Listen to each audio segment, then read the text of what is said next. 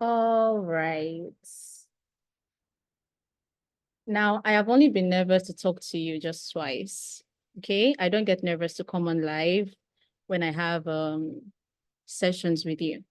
The first time I was ever nervous was when we first met. Okay. And the second time is right now. I am very, very, very nervous right now because the information I am about to share with you has the power to change your life. Okay. And that's of your family as well. Okay. Your entire family tree. So, what would make the difference is if you decide to take action after today's class. Okay. But I'm doing this session to get it off my chest. All right. I believe that if I don't share this information with you, God Himself would not be pleased with me. Okay. So I put this session together so that you can be aware of what I've recently learned. This is something that I just learned. Okay. So I want you to know everything about what diabetes really is, how we have been misled.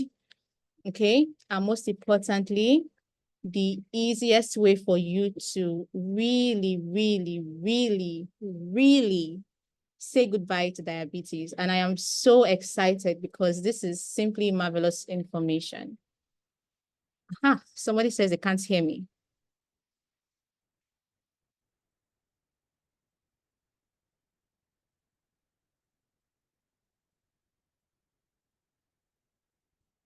Okay, so let's begin. Okay, why should you stick around? Today will mark a new day for your health and life. I strongly believe so. So I'll explain how your body works as a diabetic patient. And I will also explain diabetes as a political disease, why your medications are more political than they are for treating your diabetes. Okay. I would also tell you the challenges of low carb diet and how you can beat them. And then we'll discuss the ultimate cure to diabetes. Okay. And as usual, I have a free gift for you if you stay to the very end of the session. Okay. Now I'm guessing for a lot of you, this is not your first webinar, especially with me. Okay. So the first thing I want to mention is that if you have failed at being at your best or managing diabetes in the past, it's not your fault because there is a lot of information out there. It is very, very, very confusing. Your doctor tells you one thing, you hear another thing. You know, it's always one thing after another. So if you've been concerned in the past that you cannot get better without depending on your medications, today is the day you put all those fears to rest. Okay. The big corporations and pharmaceutical companies, they want you to believe that you need to solely depend on your medications every single day to make sure that you don't die from diabetes. Now, they have their own reasons for wanting you to think that, but it's not true. Okay. They don't benefit from you being well and active. They make billions selling these medications that would relieve you in the short term, but with consistent use, it weakens your immune system and your overall quality of life. Okay. And let's not even get started with all of the information on social media as well.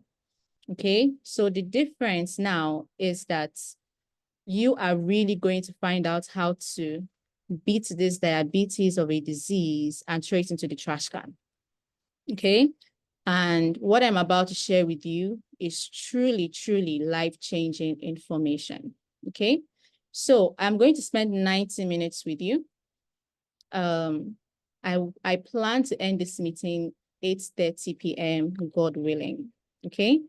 So I will spend only 90 minutes with you. And I have just one goal. I want to get you to believe that diabetes can be cured. Okay. And you can do it using simple kitchen ingredients. Okay. And I want to show you my framework that would make it very, very easy for you to achieve that result. Okay.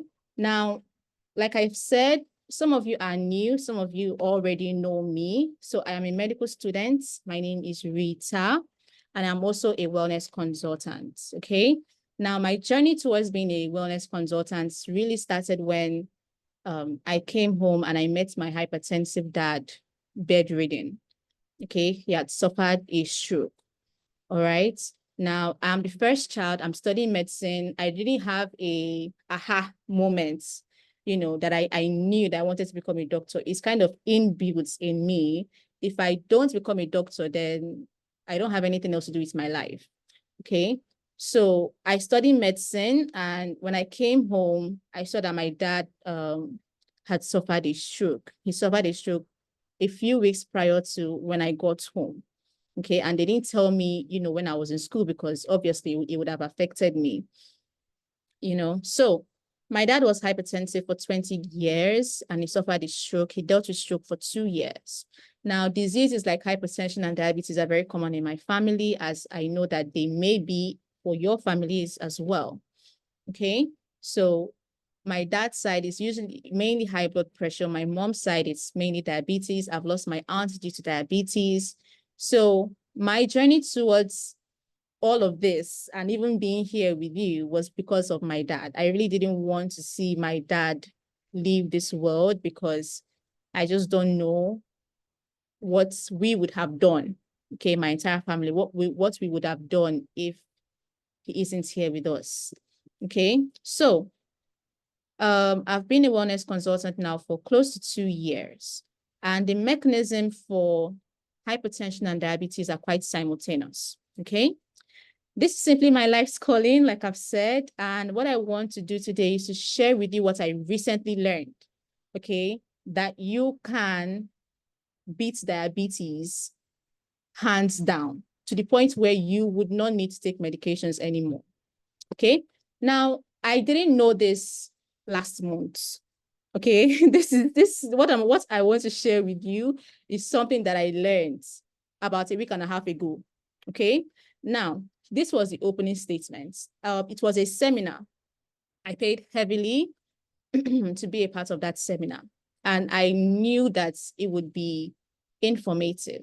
Okay, so it was a lot for me to get into that seminar. It was hosted by Ayurvedic doctors. They're natural and holistic medical doctors.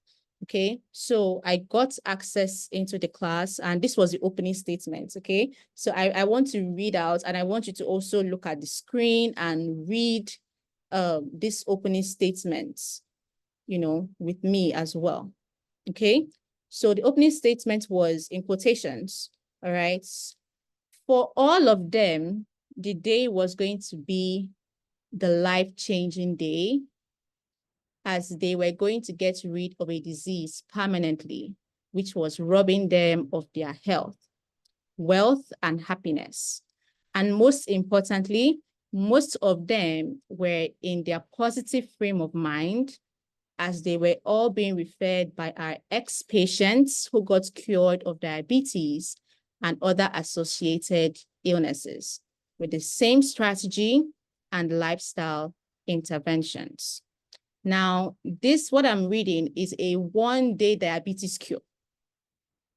Let me repeat what I am reading. This story I'm reading to you is a one-day diabetes cure program. Okay, so 7 to 8 a.m., all of the patients that came in were tested for their fasting blood glucose. So all of them took their readings for fasting blood glucose, 7 to 8 a.m. Okay, I hope that we are following. Please, this is not the session to not pay attention. If you haven't paid attention to any of my sessions in the past, this one is not something that you don't pay attention to. Okay, so 8 a.m., all of them were given 10-cent leaves to chew and a nail-sized piece of ginger to chew. Okay, 8:30, they were served with a very nutritious nitric oxide breakfast. Among other ingredients, the major ingredients of the breakfast was cabbages, almonds, some vegetables, and it consisted of 200 grams of carbs, 50 grams of protein, 85 grams of fats, and other important micronutrients. For most of the participants, it took less than half an hour to eat it completely, as they were advised to have their breakfast till they were totally full. Okay, so they served them breakfast. First of all, they took their fasting blood glucose. Then they gave them scent leaves and ginger, and then they gave them breakfast. Okay. Now 10:45, it was time for them to check their postprandial blood sugar level. Now, if you've never heard what a postprandial blood sugar is the level of your blood sugar after you just finish eating, okay, and drinking. So fasting blood glucose before you eat, and postprandial is after you just finish eating, okay? So it's time for them to check their blood sugar after they just finish eating, okay? It was just 4 hours into the 1-day diabetes cure challenge. So none of the patients and their family members were ready for the pleasant surprise. The patients were asked to check their blood sugar level by a personal glucometer, which they brought along. And just then, Mr. Singh, age 55, diabetic for 2 years, declared that his glucometer is not working properly, as he was staring at the screen of his glucometer with disbelief. His PP, blood sugar after eating, was 105. He reconfirmed his readings using another person's glucometer in the 2 years of his diabetic life. So this is the first time he's ever using someone else's glucometer, okay? This was the first time he could see a pleasant PP glucose reading. But he was not the only participant with this miraculous improvement. Another patient, Mr. Verma, 72 years, suffering from diabetes. For the past 22 years, his eyes already severely affected because of diabetes, had to skip his medicine totally after confirming his PP, which is blood sugar level after eating, of 102. Okay? This message is very clear. Type 2 diabetes can be reversed. And remember the fact that they were made to eat a heavy breakfast with carbohydrate content equivalent or more than what they had been consuming regularly. This was just the first 4 hours of their journey to reverse diabetes cure initiation program. In fact, to create the type 2 diabetes cure in 72 hours, I, which is not me, but the host of the seminar, had to consult more than 500 research papers, okay, published in highly regarded medical journals across the globe. Now, question for you. Do you believe that this diabetes has a cure? I want to see your comments in the chat. I want this to be very interactive. So I will be asking you some questions, and I hope to get responses from you. Do you believe that diabetes has a cure? Please let me know.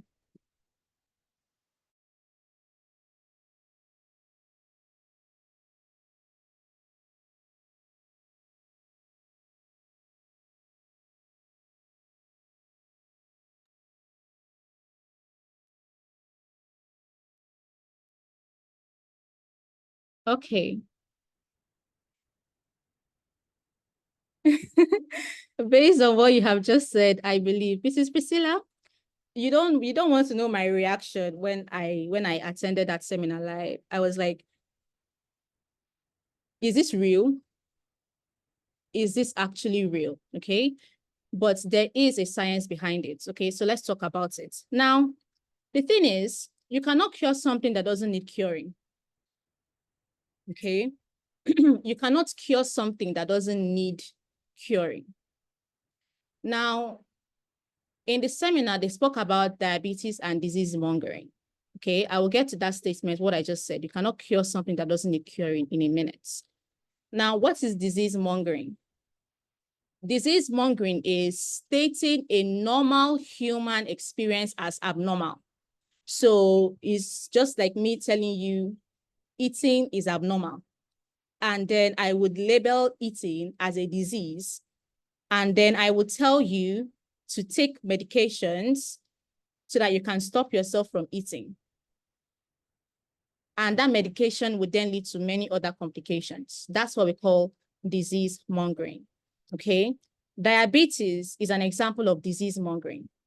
We are stating a normal human experience as abnormal. We are labeling it as a disease, and we are pushing people for treatments And that treatment itself will lead to unwanted complications. Now, I have put up this graph before. If you have seen this graph before, please don't be annoyed with me for bringing it up again. But we have some new people here, okay?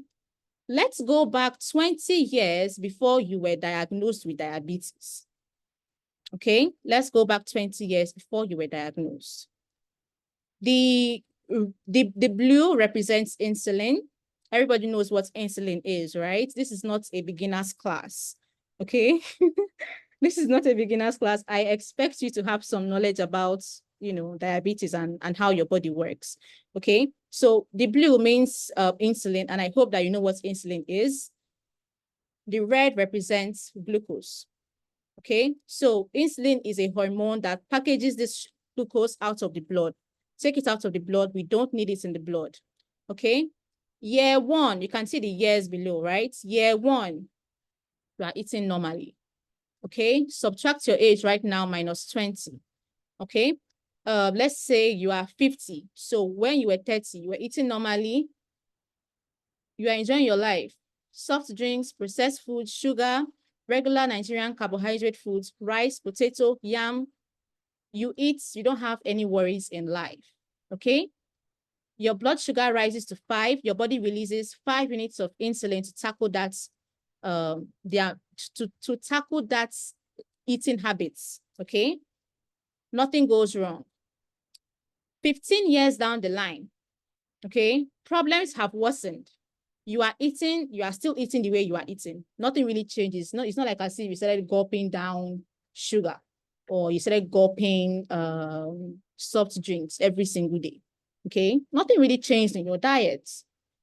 Rice in the morning, on Sunday, you will eat bread, everything is okay. You fry your yam, you fry your potato, you live your life. Nothing is wrong, right?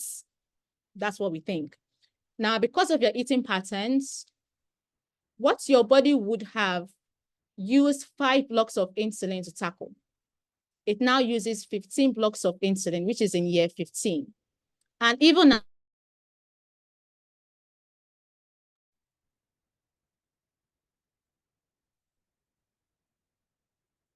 are we together? Can you hear me?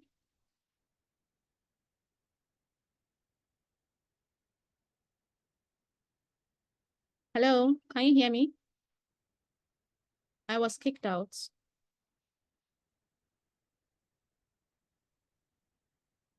Okay. So in year 15, you now have 15 blocks of insulin for the same eating pattern, okay?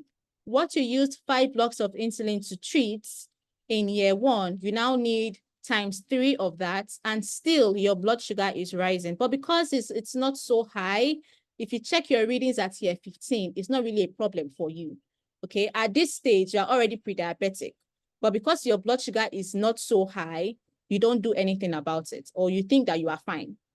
Now, another 5 years down the line, what's your body used the same eating pattern? Remember, your eating pattern didn't change, okay?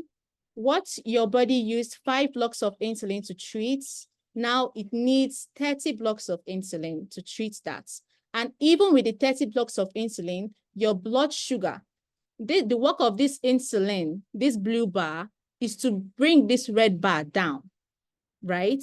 But it can't do that because you don't have any fasting times. You don't clean out, your system, okay? So everything is just being dumped and pushed, okay? Now, in year 20, you are a full-blown diabetic patient. No matter how much insulin your body produces, it cannot manage your blood sugar, okay? Now, at some point, your body is going to get tired, okay? Insulin is going to be like, I don't know what the problem is.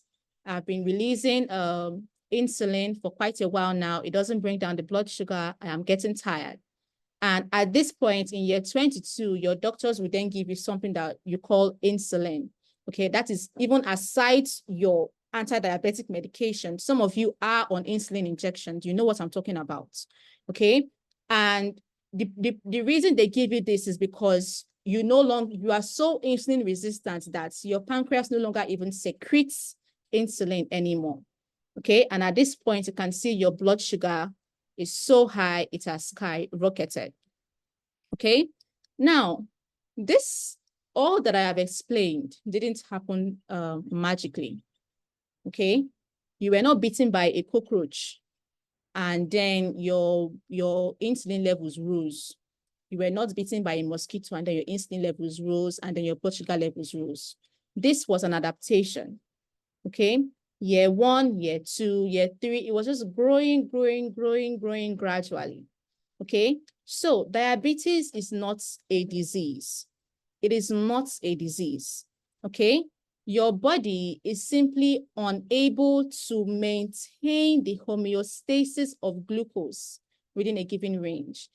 What I'm saying is that your body simply cannot manage its own blood sugar. Okay. Not that diabetes itself is a disease. It's not a disease because none of your body parts are malfunctioning. Everything is okay with you. Your heart is working fine. Your liver is working fine. Your pancreas is working fine. Okay. Your kidneys are also working fine. Everything is operating fine. There is nothing is wrong with your body organs. Nothing is malfunctioning. Okay. This is just something that grew with you. Your body just adjusted itself. Okay. Because of your high consumption of carbohydrates, your body released so much insulin. And because you didn't change your eating pattern, your body just said, okay, let's make do with the situation and just keep releasing insulin, hoping that this is going to end someday, but then it doesn't end. Okay. Now, this is why you believe that there's something wrong with you. Okay. Remember, I've said diabetes is not a disease, but there are some reasons why you believe that there is actually something wrong with you, or you believe that diabetes is a disease. Okay. We have a fundamental misconception that diabetes cannot be cured. Even when I asked you, some of you said it can just be managed, it can just be cured. So there is this fundamental misconception that there is no cure to this. Okay. Even I myself, I believe that if you had asked me last year if there's a cure to diabetes, I'll tell you no. Okay. And you have to just manage it with medications all your life. Now, here is one of the reasons why you believe that diabetes is a disease. First of all, is because of the guidelines. Okay. Now, if a healthy blood glucose level was 140 milligram per deciliter, how many of you will be considered diabetic? Please let me know using the charts. If for some reason, let's assume they announced today that if your blood sugar is lower than 140 milligram per deciliter, you are not a diabetic patient. How many of you would no longer be diabetic? Please let me know using the charts.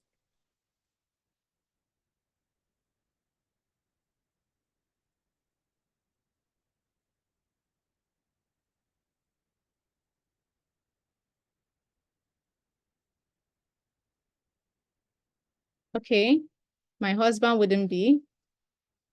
Anyone else? Okay, you've never seen your blood glucose level. And it says, I would no longer be diabetic. Okay.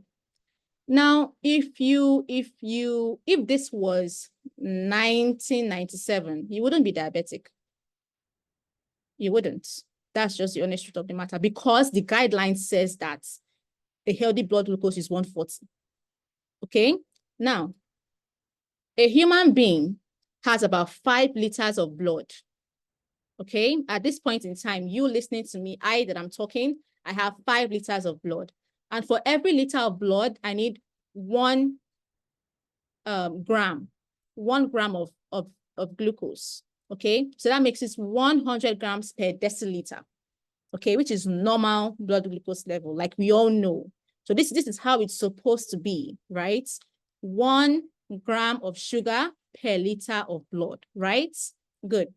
Now, if your readings are 200 milligram per deciliter, what it simply means is that you now have 2 grams of glucose per liter of blood, okay, which reads as 200 milligrams per deciliter, okay?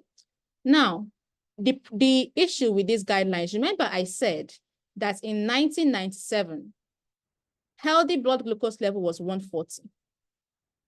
When they changed this number, this healthy blood glucose, okay, from 140 in 1997 when they changed it from 140 to 126. Okay, 14% of the entire world became diabetic patients automatically. That is, somebody that felt like they were okay before, you just wake up one morning, turn on the news, and they will tell you, check your blood glucose. If your blood glucose is above 126, you are now diabetic. So last night you were not diabetic. You woke up this morning and now you are diabetic because of what the guideline says. Okay, so no problem. We agree with the guidelines. We should have 1 gram of glucose per liter of blood. Okay, no problem. But here is the thing about the guideline. In Portugal, a healthy citizen of Portugal, their blood pressure is 135/95. In Brazil, a healthy person with a healthy blood pressure now, not blood sugar. Okay, sorry about the mistake. I forgot to edit that. A healthy Brazilian person's blood pressure is 95/65. If I'm a doctor and I go to Portugal, and I say your blood pressure should be 120/80 milligram per deciliter, that means that almost everybody that is healthy in Portugal should now be considered a hypertensive patient because of this guideline. And if I go to Brazil, still with the same 120/80 blood pressure, okay, healthy standard blood pressure, 120/80. If I go to Brazil, everybody that is healthy should be considered a hypotensive patient because their blood pressures are 95/65. The thing with the guidelines is that we okay, I don't want to say we can't, but tell me, can you really fit the entire world into one healthy specific number of blood glucose and blood pressure when our geographics are different? Our ways of life is also different. Can we really move the whole world into just one reading? Your healthy glucose must be 100 or lower. Your blood pressure must be 120/80. Somebody that was normal before, perhaps last night, can just wake up and then they are diabetic, and then you have to give them medications. And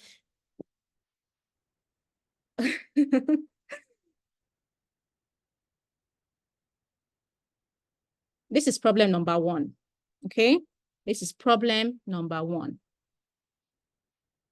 Problem number 1, the guidelines. Now, who are the people that set these guidelines? Okay, who are the people that set these guidelines? The members of the panel that brought down the blood glucose from 140 to 126. All of them were paid consultants of pharmaceutical companies. Okay, I just screenshot the graph here. You can see at the left, you can see different medications. Some of you know Novartis. Okay, that's a very big pharmaceutical company. Some of you know Spitzer as well.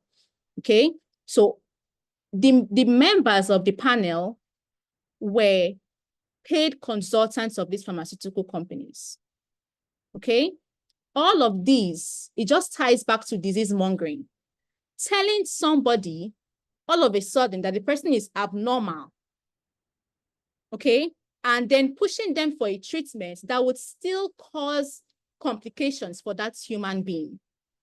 Okay, so this is problem number 1. Now you can argue and say, okay, but Rita, in 1997 and 2003, you know, when they brought it down from 126 to 100, our ways of eating has changed, right? I mean, you cannot compare the way we are eating right now to the way they ate in 1997. They probably ate healthier foods. You would agree with me, right?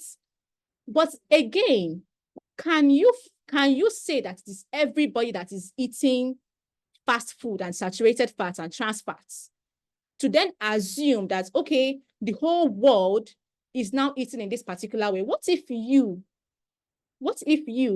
or should I say the person that slept last night that was not a diabetic patient and woke up the next morning is eating healthy, and then you brought down the normal blood glucose from 126 to 100, and that person then falls into that number. So all of the hard work, that person already doesn't believe that their hard work going into their health was helping. I don't know if you are understanding me. It is really, really, really important that you understand what I'm trying to say. So please let me know in the chat. Am I clear?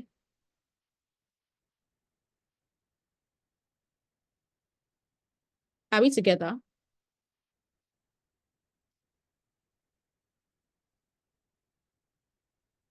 Okay, Mrs. Grace, I said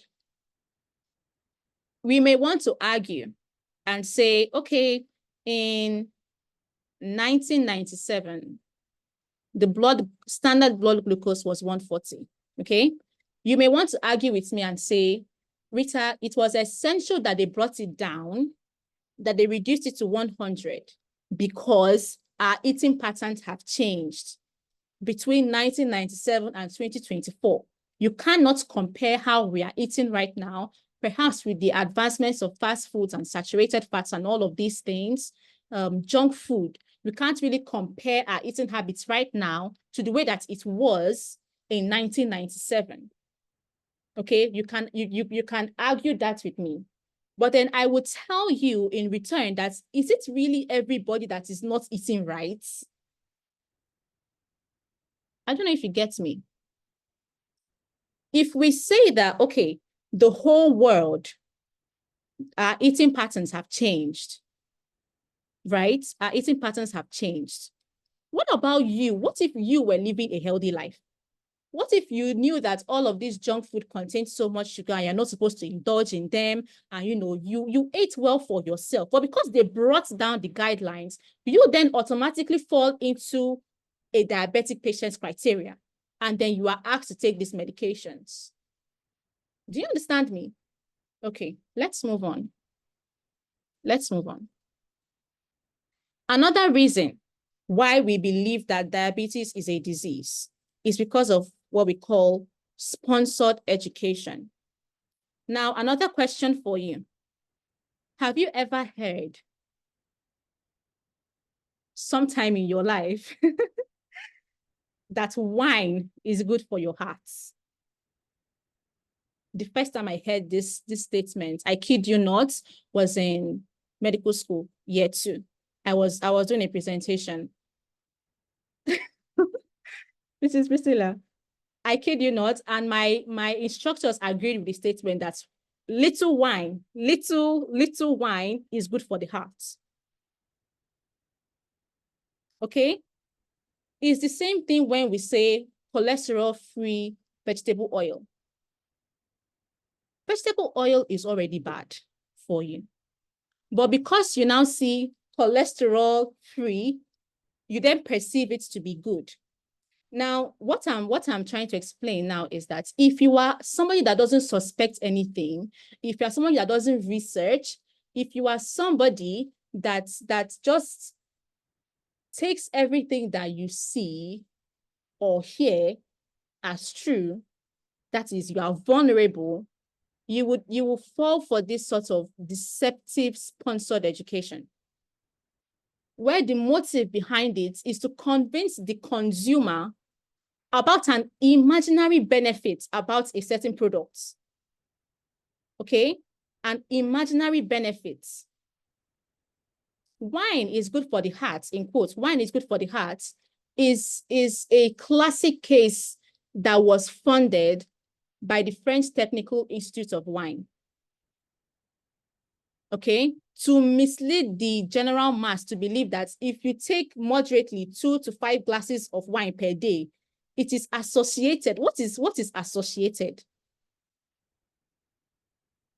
They say that if you take 2 to 5 glasses of wine per day, it is associated with a 24 to 31% reduction in all cause of death, which means that you should now start taking 2 to 5 glasses of wine per day because it contains, let's just say, it was made out of grapes.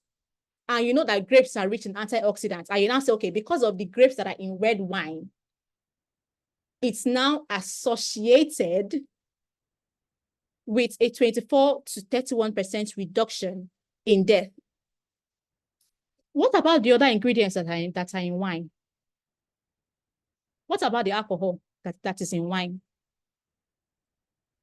This is an example of what we call sponsored education. Cholesterol-free vegetable oil is good. Did you ask yourself, why is it cholesterol-free? I know that there is a misconception about cholesterol. So first of all, you already believe that cholesterol is bad. Okay. For a vegetable oil to be cholesterol-free, don't you think that other ingredients would have been added to that vegetable oil? Listen, let me tell you, okay? Let me just give you this tip or trick or whatever you want to call it. If you see anything like low fat, fat-free, cholesterol-free, this free, that's free, don't buy that thing. Because for them to have reduced or removed all of those ingredients that are supposedly bad, but really they aren't bad for you, they have added chemicals to keep it the way it is. Do you know the process of removing oil from peanuts? That's what we call vegetable oil. Okay, groundnut oil. That means you are extracting oil from groundnuts. Please, if you look at groundnuts, which oil do you see in groundnuts? For them to extract oil from groundnuts, a lot of it goes into that processing to come out as vegetable oil, and then they write cholesterol-free. Because it's cholesterol-free vegetable oil, it doesn't mean that it is good for you. Again, this is an example of sponsored education. So if we are not careful, you will be fooled. This is a marketing strategy that people use.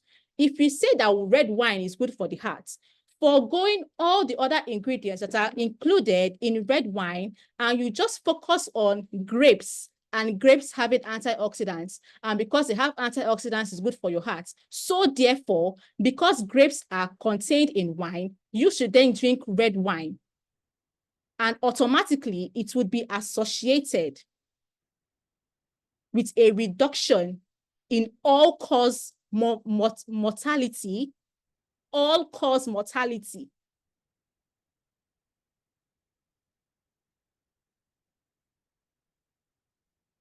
Another one I find it really, really, really, really hard to believe is the thing about eggs and cholesterol. Okay? Of all things, really, let's think about it. Of all things that could kill a man, is it egg that will kill you because of its cholesterol level? You see, first of all, cholesterol started as all bad. Do you understand? Cholesterol started like it's all bad, and then it's changed to, okay, it's now good and bad. What are we doing? What are we doing? What are we doing? You see, in my cholesterol session, I mentioned it, that if you are to totally eliminate all forms of cholesterol from your body, you'd be 6 feet under, because your spinal cord needs cholesterol, your nervous system needs cholesterol. For you to think, you need cholesterol, your brain needs cholesterol, your cells need cholesterol. What are we? This is, again, another example of sponsored education. Okay? So this is just one of the reasons you believe that there is something that is wrong with you. Okay, now a bit of general knowledge that we would need as we go deeper into the class. Okay, every food, everything that you ever put into your mouth is either made up of carb, protein, or fats. Okay, the higher your insulin levels go, the hungrier you get. Okay, so the higher your insulin, the more you want to eat. Okay, and this hyperinsulinemia, high insulin in your blood, is one of the reasons you are diabetic. Okay, the hungrier you get, the more cravings you get. The higher your insulin, the more fats you store. Diabetes is a state, not a disease, of carbohydrate overload. Of carbohydrate overload. Okay, now, okay, we have agreed. Okay, we all agree. we have a problem. Diabetes is carbohydrate overload. Rita, I've heard everything that you are saying, but the fact still remains that a healthy blood glucose should be 100 milligram per deciliter. Fine, I don't argue with you. Let's now look at health advice from ADA and NHS. NHS meaning National Health Service, ADA meaning American Diabetes Association. Okay, let's look at the health advice they are giving us. All right, okay. Advice number 1, you should eat 40 to 65 grams of carbs per meal. How many times are you supposed to eat in a day? 3 times, right? Okay. You should eat 40 to 65 grams of carbs per meal.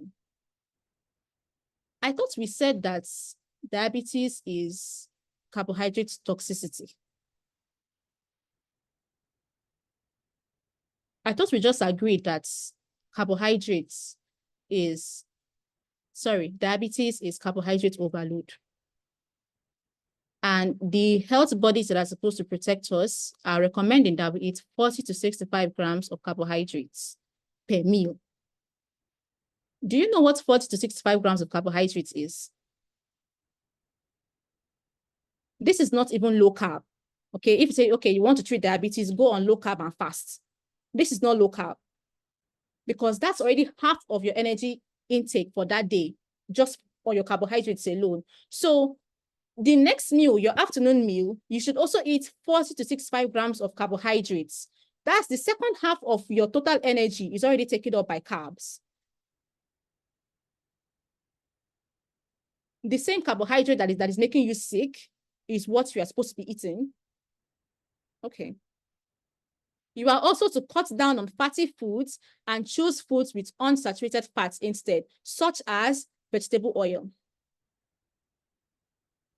You see, when you see vegetable oil, in your head, it's like, oh, vegetables are good for me, right? So in that case, vegetable oil should be good for me, right?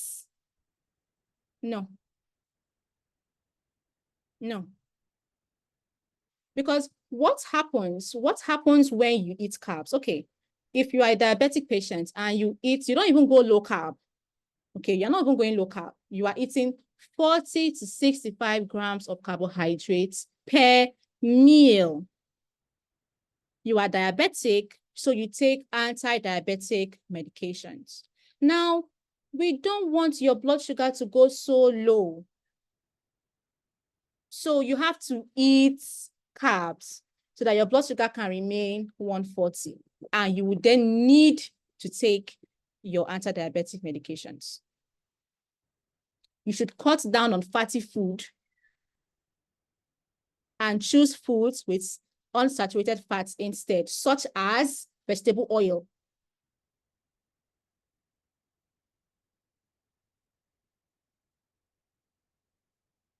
What happens when you do the opposites? Okay, what happens when you decide to go low carb? Your blood sugar will come down, right?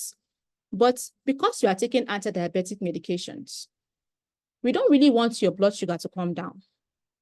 Because if your blood sugar comes down, that means that you won't have to take your medications, right? So eat your carbs, take your medicine. Eat carbs, take your medicine. Eat carbs and take your medicine. That's the cycle, right? So that it doesn't get too low. If it gets too low, let's assume you go low carb, it gets too low. You go to the clinic, they'll tell you have to up your carbs, okay? So that you can continue being on those medications because you can never get off the medications. You see, these health bodies, they believe that diabetes is not reversible. They believe that diabetes is not reversible. And you want to reverse your diabetes, or is that not your goal? Whatever it is that your goal is, maybe you just want to bring down your blood sugar or you want to reverse it totally, right? In their head, whatever it is they are suggesting to you, the end goal is that it doesn't have a cure, it's not reversible. So you have to be in a cycle. they will say that you should follow who know road. Okay? If you are in a bus and the bus is leading you to some place that you don't want to go, if you remain in that bus and you continue following the driver, you will get to that place regardless of whether you want to be there or not. If you don't want to be there, then you simply come out of the bus.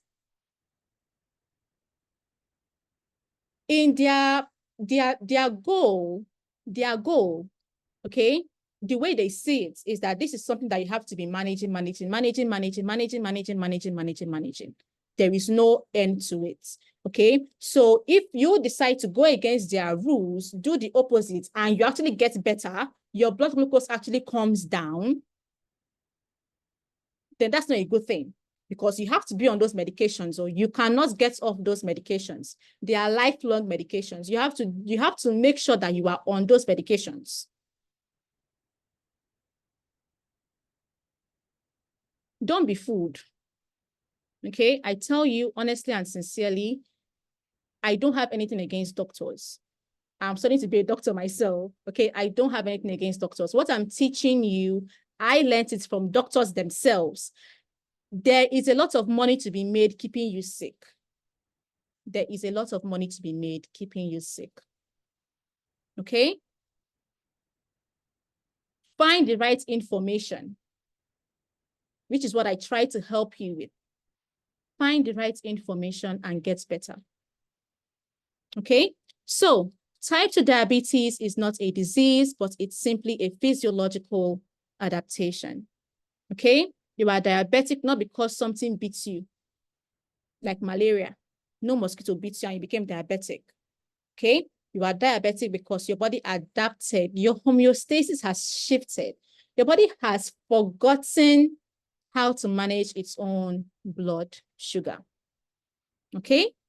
So, when I say that I want to help you cure diabetes, I want to help you reverse diabetes, what I'm saying is I want you to be able to live your life without taking diabetes medications anymore and have a healthy blood glucose reading. That is it. Okay? So if you no longer take your medications and your blood sugar is normal, healthy, everything is okay, then you are no longer a diabetic patient, right? Good. So that is what I mean by curing diabetes in this session. Now, what is the common sense to treat this physiological adaptation? What is the common sense behind it? Okay, if we want to treat our problem. Okay, now, this is a video of an aquarium. Okay, you can see many beautiful fishes in this aquarium. All right, now, you are the caretaker of this aquarium. This aquarium costs $100 million. No, $1 million. And I put it to you, it's in your care. All right? I put it to you in your care. Okay? Now, here's the thing. You love and you take care of all these beautiful fishes inside this aquarium. Okay? But in spite of all your care, the water in this aquarium gets bad. Okay? Please listen to me. All right? You are in charge of this $1 million aquarium. You love all the fishes inside. Okay? You treat them as your babies. You feed them, you take care of them. I don't know. I don't know what they do to fishes. So you take good care of them. Okay? But after a while, the water gets polluted and the fish, they start to fall sick. So what do? You carry the fish and go to the doctor now, right? That's the first thing to do. Doctor, I don't know what is wrong with this fish. The doctor examines the fish. Okay? The doctor examines the fish and the doctor will give you some tablets and tell you, give the fish these tablets for 1 week, the problem will be solved. So you are happy. I mean, it's just 1 week, right? The fish takes the medication, you put the fish back inside that water. Because that water is polluted, the fish will fall sick again. This time, it's more serious. So you decide to take the fish to the best hospital in the USA. The doctor would then admit the fish in the hospital for a few days, give it injections, give it medications, discharge it. Again, you go home to this aquarium and you put that same fish into the same water. Still, the fish will fall sick again. So you refer him, you go back to the best hospital in the USA, and you then ask to see a specialist. In this case, a diabetologist, okay? To look at your fish. You are wondering why your fish is sick, okay? The doctor then tells you, this fish is diabetic. You must take metformin 2 times every day for the rest of this fish's life. You trained your fish. Fine, you don't have a problem with it. You train your fish. Fish, you must take metformin morning and night every single day to make sure that you don't die. Despite all your efforts, your fish dies. So the question now is, where is the problem? The problem is not that the fish is sick. Neither is it that there is something wrong with the fish. Or, I don't know, the problem is the water, right? You keep treating the fish, but you put the fish back into the same water, right? Even the best doctor in the world will not be able to cure your fish. Now, if all these fishes in this aquarium are having the same problem, we would then announce that there is an epidemic of diabetes in this aquarium. We now have a diabetic epidemic inside this aquarium, not because of the fish, but because the water is bad, okay? But because the doctors can't just place their finger on it, you know, the best doctors are unable to fix the fish. Okay, the fish is not getting better, even with the metformin twice a day. The fish is not getting better. Okay, we then announce that you have to take this every single day, and still, the fishes still die. This is what diabetes is. Common sense, the common sense thing to do will be to simply change this water. Is it not? The common sense thing to do also with diabetes is simply to fix the homeostatic condition of the body. It is actually common sense. It's actually common sense. It's you see, diabetes, we think of it like it's so big, and to fix it, you must need some form of ultra scientific medication or some form of treatment to fix the fish in question. Meanwhile, what you need to fix the fish is just what? To change the water. It's not common sense. Diabetes is also a common sense thing. Okay, but we are not getting it right. We have been poorly diagnosed, and we are also poorly treated. Now, to tell you what the cure to diabetes is, you need to have a mindset shift. You see, your brain is not controlled by logic and intelligence. Your brain is, you are controlled and you are triggered mostly by what you are repeatedly exposed to. Repeatedly exposed to. If you look at your life critically, you would see that most of us are driven by emotions, not even logic. If you save my number on WhatsApp, you're probably seeing my WhatsApp stories. And that is if we both have each other's numbers saved. And I asked a question on my WhatsApp stories. If you are a football fan, if you support Chelsea, Man U, Arsenal, I don't watch football, okay? But I was just thinking to myself, if your club is a losing club, why don't you just change your club? Instead of your club will lose and then you will not now eat your wife's food because your club lost for that day and you are just angry and you are just upset and your friends would yab you at I don't know. Why don't you just change your club? Can you please tell me why you can't just change your club? Just change your club. Let's say Chelsea wins more, right? And Man U loses more. Instead of going through that emotional turmoil, how about you just change your club to Chelsea and enjoy peace of mind? So it was just a joke. And I received a comment from one of my clients too. Okay. And he told me that I should not look at football logically, because most people that watch football are not driven by logic. Now, what I'm trying to say is, even in your life in general, your brain is not controlled by logic and intelligence. You are often triggered by what you are repeatedly exposed to. Let me give you an example. You leave home 6 a.m., you cannot cook. On your way to work, you see mama puts their frying akara, bread, fast food restaurants. No matter, I tell you, no matter how healthy you are, no matter how you say that, in fact, the only thing you're going to eat in this life is cucumber and avocado. If you are, as long as you are going to your work every day, I promise you, you would fall into temptation and buy akara. Am I lying or am I saying the truth? You leave your house, let's say in fact, you work from home, okay? And every single time you go out, what you are seeing that they are selling is gala, mineral, ice cream, chum things, and you are hungry. Won't you buy the gala, mineral, and drink? No, even if you tell yourself that you are the healthiest person on this planet Earth, I promise you, one day, you will buy that gala mineral. True or false? But if you went out, you are hungry, and all that they are selling is mango, you will buy mango. So you know very well, you live a healthy life. You know very well that, okay, I should eat healthy foods, cucumbers and avocados.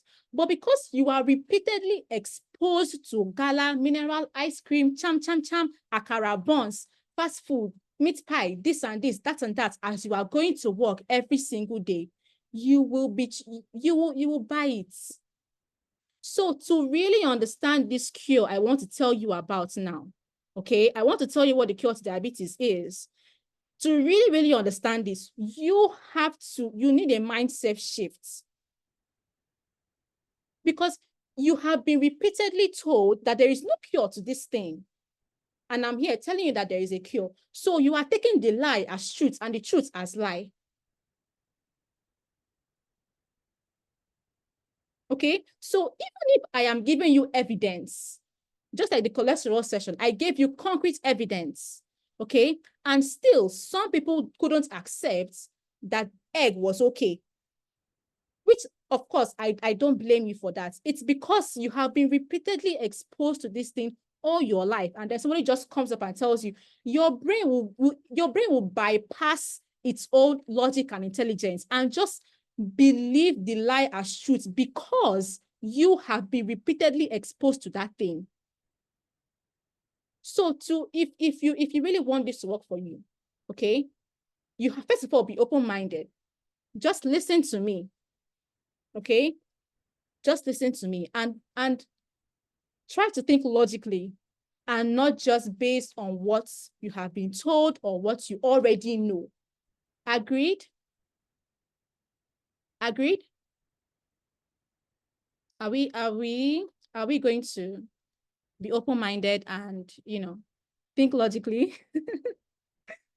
Okay. Okay.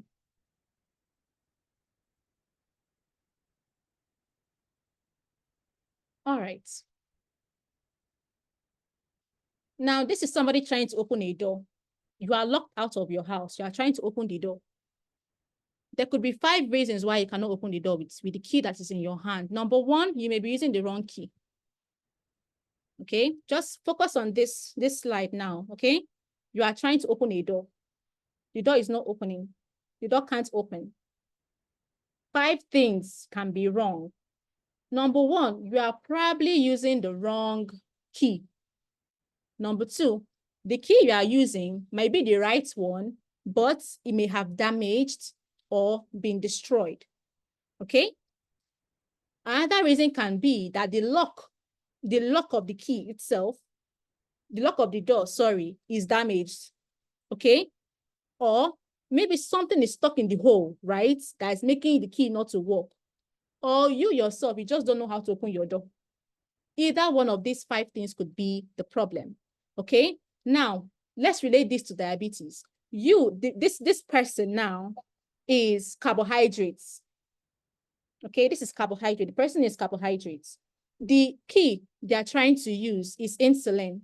The key to open the door is insulin. Okay. Made up of protein. And the lock on the door, okay, that you insert the key into is made up of fats. The door itself is the cell. So carbohydrate is trying to enter into the cell. This person is trying to enter into the house. In your body, carbohydrate is trying to enter into the cell. Okay. Now, the person is carbohydrate. The key is insulin. Insulin is a hormone. Hormones are proteins. Okay. Hormones are proteins. The lock of the door is fats. Okay, it's made up of fats. The door itself is the cell. So to understand why to understand why carbohydrates cannot enter inside this door, we have to investigate these 3 things. First of all, the person, which is carbohydrate, we have to look at the key, and we also have to look at the lock. Right? Because either of these 3 things, one of them could be wrong or more. Agreed? Do we understand this slide? Please let me know.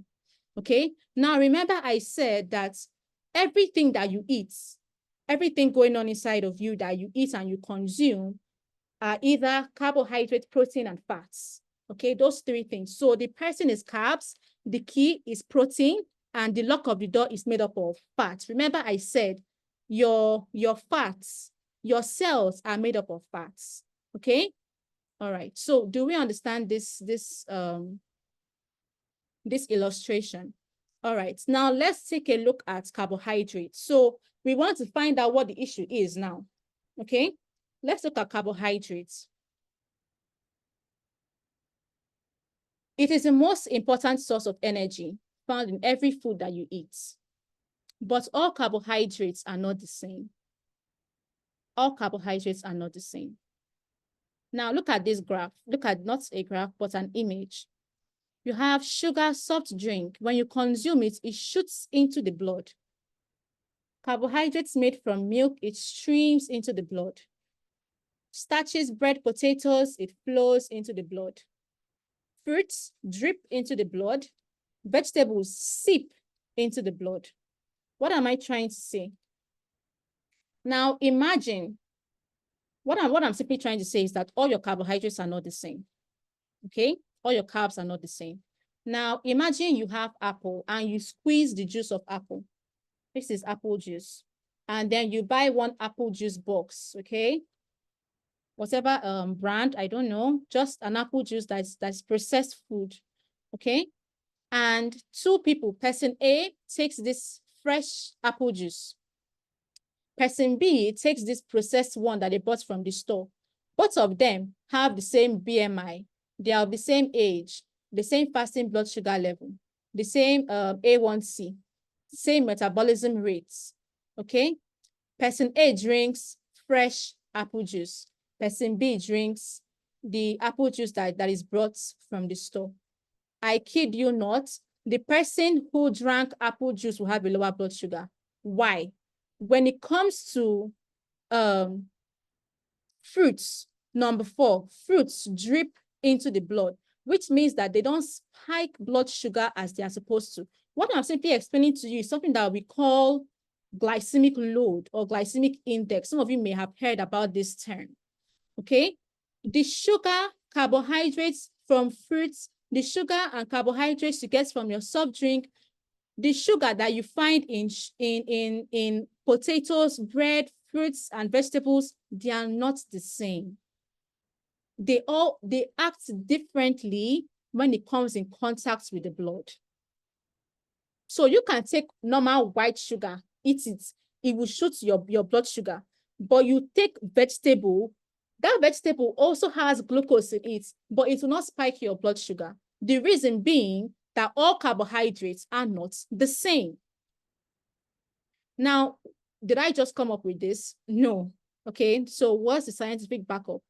Now, this study published in Diabetes Care Journal 2008 states that the glycemic index of fresh and raw fruits and vegetables are much lower than any kind of food, especially the processed food made of the same vegetable fruits or food from animal source. What this is just saying is that this this packaged apple juice, it was sourced from apple, quite all right, okay? It was sourced from apple. But because it's processed, other ingredients have been added to it, the composition is changed. It will affect your blood sugar differently than fresh apple juice. Okay? Another study also says that the glycemic, okay, I think I've taken this one. Yes, I duplicated my slide. Okay, so let's look at carbohydrates behavior. Okay, let's look at carbohydrates behavior. The more cooking, the more processing of food, and also foods that are sourced from animal sources, they have a higher glycemic index. And if you consume them, it would either raise your risk for diabetes or raise your blood sugar. Research showed that the time of cooking, okay, is directly proportional to the increase in glycemic index. That is potatoes now. The glycemic potatoes of when potato is just raw potato, normal potato, okay, as opposed to when you make potato porridge is different.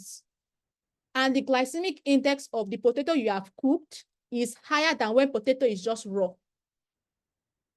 This is important because it now tells us, okay, why do we have an issue with low carb diets? You see, like I said, this is not a beginner's class.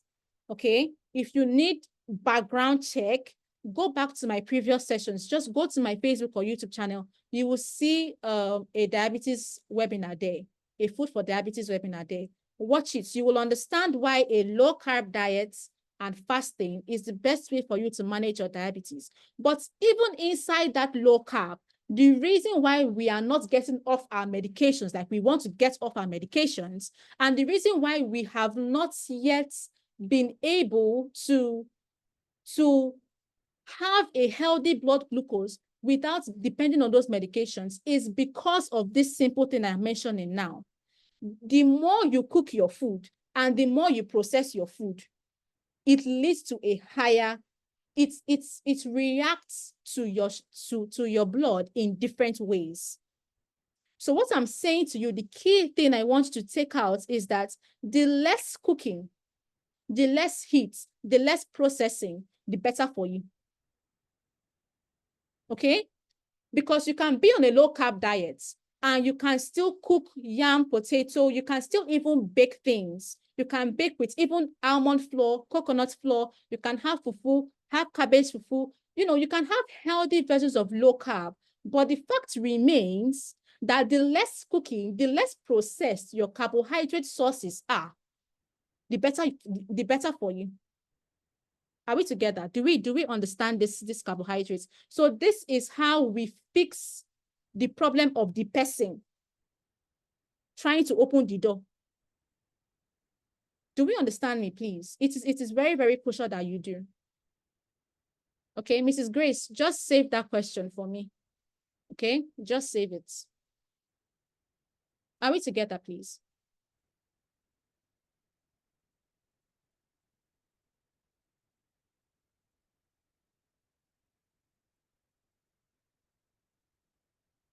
Do we need a break? Do we need a break? Okay, let's check in. How are we feeling? Overwhelmed?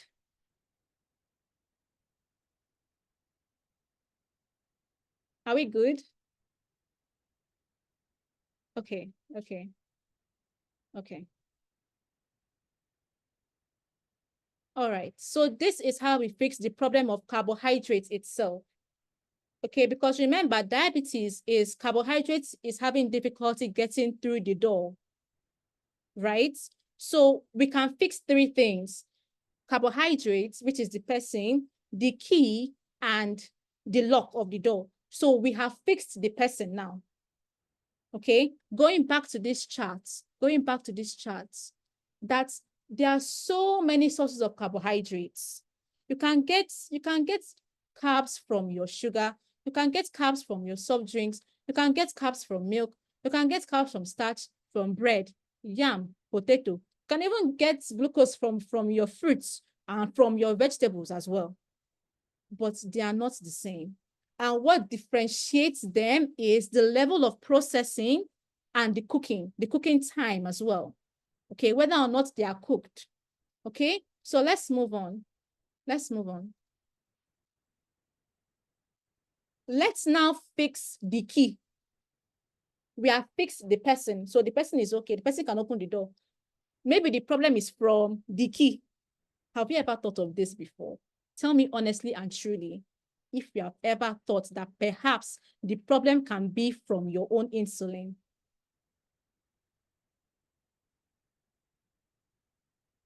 We hear it all the time. Low carb, low carb, low carb. Not that it's bad. Low carb is very good for you. Okay? It's the best sustainable way for you to manage your diabetes. Okay? But have you ever wondered, perhaps, what if something is actually wrong with your insulin that is making it not bring down your blood glucose?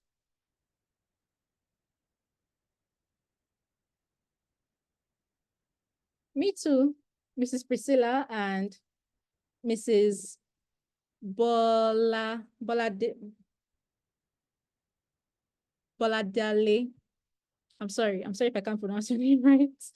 Okay. But I also didn't think of that.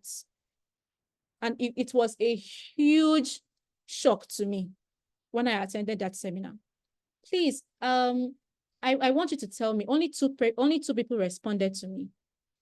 We have fixed carbohydrates, quite all right. Now we want to see if the problem is from the key. Why is it that carbohydrates cannot enter inside through this door? Why is it? Why is it that your carbohydrates cannot enter your cells anymore? Why are you insulin resistant? Perhaps the problem could be from your insulin. Have you ever thought that maybe it could be your insulin that has a problem? Please let me know, because only two people responded. Kindly let me know. I really, really want to know your thoughts, as we are going through. Okay. Nobody ever told me, I never heard about it, that maybe insulin itself is not okay. What if insulin is not okay? Hmm?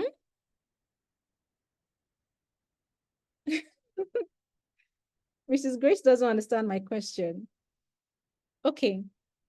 We say that diabetes diabetes is a condition where carbohydrates are not being absorbed, right? So now we have fixed carbohydrates. We would start eating less processed carbs and also carbohydrates that we don't really have to cook. Okay? Now, even if we fix that, you can still have diabetes. Okay? Even if you fix that, you can still have diabetes. Because so many people are on low carb and they are still diabetic. You get it? So maybe we can look at it from a different angle. What if insulin that is supposed to carry that glucose out of the blood and give it to the cells, what if insulin itself has an issue? Okay? Now, here's the thing with your insulin. Research shows, remember I said insulin is a protein. Insulin is a protein. Okay, so it's made out of protein. Okay, protein that you eat, that's what makes up your insulin. All proteins are not the same. And proteins affect your body. It affects your body in different ways. Okay? How you consume your protein matters. How you consume your protein greatly affects the kind of insulin your body produces. Okay. Now, research also shows that if you get your protein majorly from animal food sources, it can impair, it can damage, it can mess with your with your insulin. The reason being, again, that you have to cook it. Okay, that you have to cook it. So when it comes to a low carb diet, it's not just about working on the carbohydrates now, but your protein, you have to fix your protein too, so that you can become more insulin sensitive. And research shows that the less you cook your proteins, the better the quality of your insulin, which means that the less your proteins are cooked, they would be able to carry that blood sugar and put it into the cell. Okay, so now, with low carb, with low carb, you are focused on the amounts, reduce the carb, up the protein and fats. You get? Reduce the carb, up the protein and fats. But now I am telling you that to really, really, if you know that you want to be done with this diabetes of a thing, don't just focus on increasing the protein, but watch the source of your protein too, because proteins gotten from animal sources tend to impair your insulin. When your body would then, okay, let's prepare insulin. We have protein now. Yay, we have protein. Time for us to make insulin. Uh-oh, this protein we are getting is damaged though. So this insulin is not going to work very well. It can be one of the reasons, not that it can be, it is one of the reasons people are diabetic, even when they lower carbs, up protein, up fats. Are we together?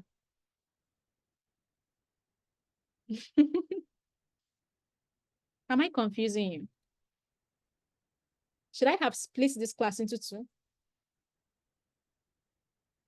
Please let me know. How are we feeling? Are we understanding? Please let me know, okay?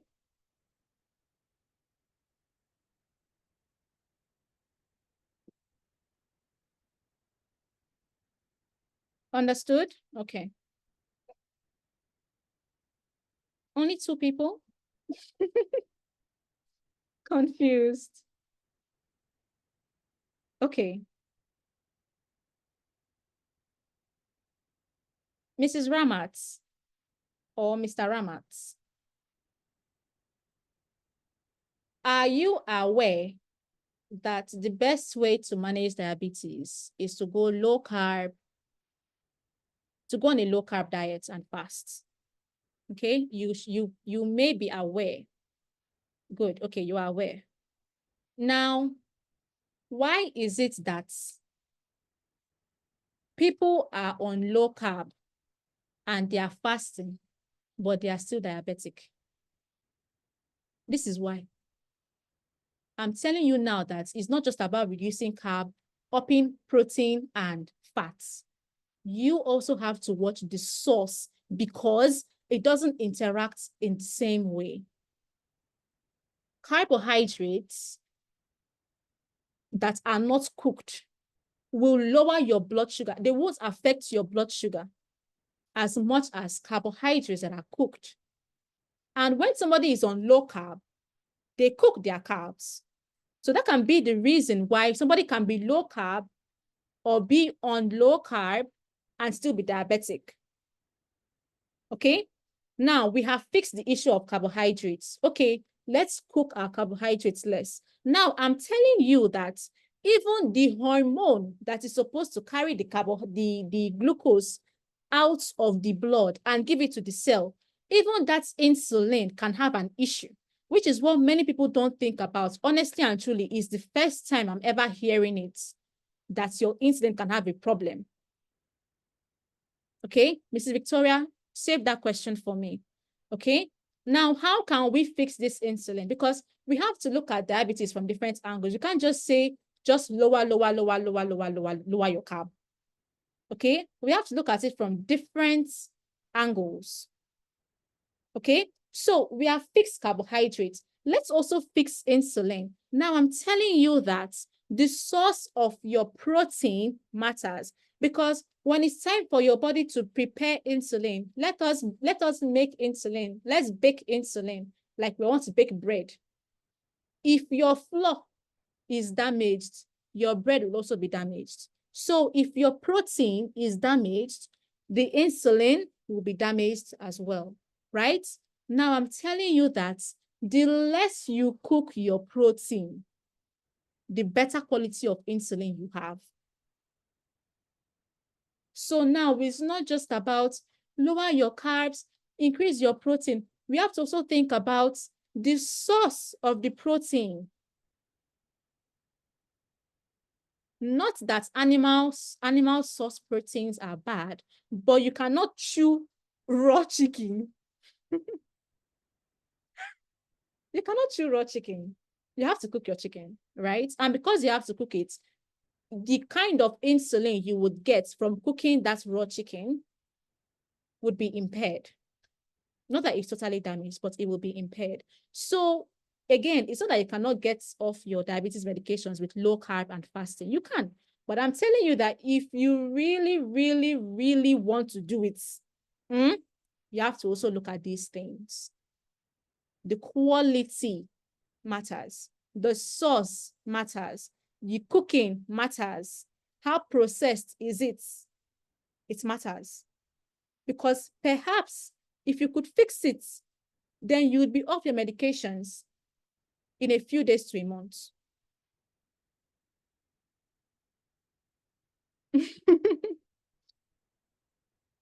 Okay. So I am glad that we understand. Okay. All right.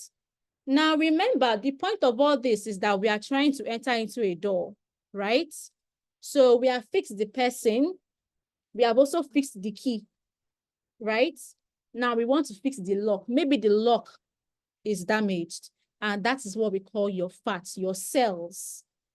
All your cells are made from fats, which means that if you decide that you don't want to eat fats anymore, you wouldn't regenerate your cells. Your cells will just be dying, dying, dying, dying, dying. And you will just be falling sick, sick, sick, sick, because there is no cell rejuvenation. Okay, no cell renewal, no cell regeneration. Okay, so please, fats are important. Fats are so important that, in fact, if you remove, if you, just your brain alone, okay, just your brain alone, if you take out all the water from your brain, what is left is fats in your brain. 60% is fats. Yes, exactly, Oluwatoyin, exactly. Getting cleaned. And that's the whole concept of all these stem cells. Because you're not eating your fats. So you have to buy stem cell to create. Oh, goodness. The Bible says, my people perish for lack of knowledge. All right. My people perish for lack of knowledge. You are not eating your fats. And so your cells are not getting renewed. They're not getting regenerated. So you don't have to buy stem cells to make up for it. That's it. Okay. So how do we fix the issue of fats? Okay. So we have fixed carbohydrates. We have fixed insulin as well. Okay. Now let's fix fats. All right. All your cells are made from fats, but not all fats can be beneficial to you as a diabetic patient who wants to get off their medications and who wants to be sure that they are done with this for good. Okay. Now, this is the way, if you, I'm sure we took chemistry in school. If you want to write out trans and saturated fats, you write C-H, then your carbon attached to another hydrogen, and then a double bond here. Some of you may know what I'm talking about, okay? To write out the molecular structure or the chemical structure of trans and saturated fats. It will be in a straight line like this. That's all I'm trying to say, okay? But with unsaturated fats, it will bend like this. It will bend. Now, by the time you eat trans and saturated fats, all of them will just pile up, pile up, pile up, pile up. By the time this straight line turns to 2, 3, 4, 5, 6, 10, 12, 50, it will be in a block. It will be in a block. It will be stacked together uniformly. Okay? Uniformly. But you can you stack this thing uniformly? That's if it's just flowing in the blood. I don't mean that you will actually get building blocks. Okay? But as it's just flowing in the blood, it can be stacked. Trans and saturated fats can be stacked uniformly. But when it's moving, unsaturated fats, because of the structure, because it is bent, it can't be stacked uniformly. Okay? It can't be stacked symmetrically. Okay? And this is precisely why unsaturated fats are better for you if you know that you want to be off your medications. Okay? So, a study published in Diabetes Care Journal 2013 states that trans and saturated fats are able to clamp easily, and because they're able to clamp easily, they can cause heart attacks and strokes. But because unsaturated fats, their shape it's bent, it can't be clamped so easily, they are better for you. Okay, when it comes to reversing your diabetes. Okay, now we have fixed the problem of the lock. Okay, so the lock now is in shape. So we are eating good fats, unsaturated fats. Okay, now the key that is going to go into this lock, which is insulin, we have also fixed it as well. Right? We have fixed it. We now know that, okay, it's not just about me eating all protein, but the source of my protein matters. And also the person, carbohydrates in question, is now able to, twist the lock.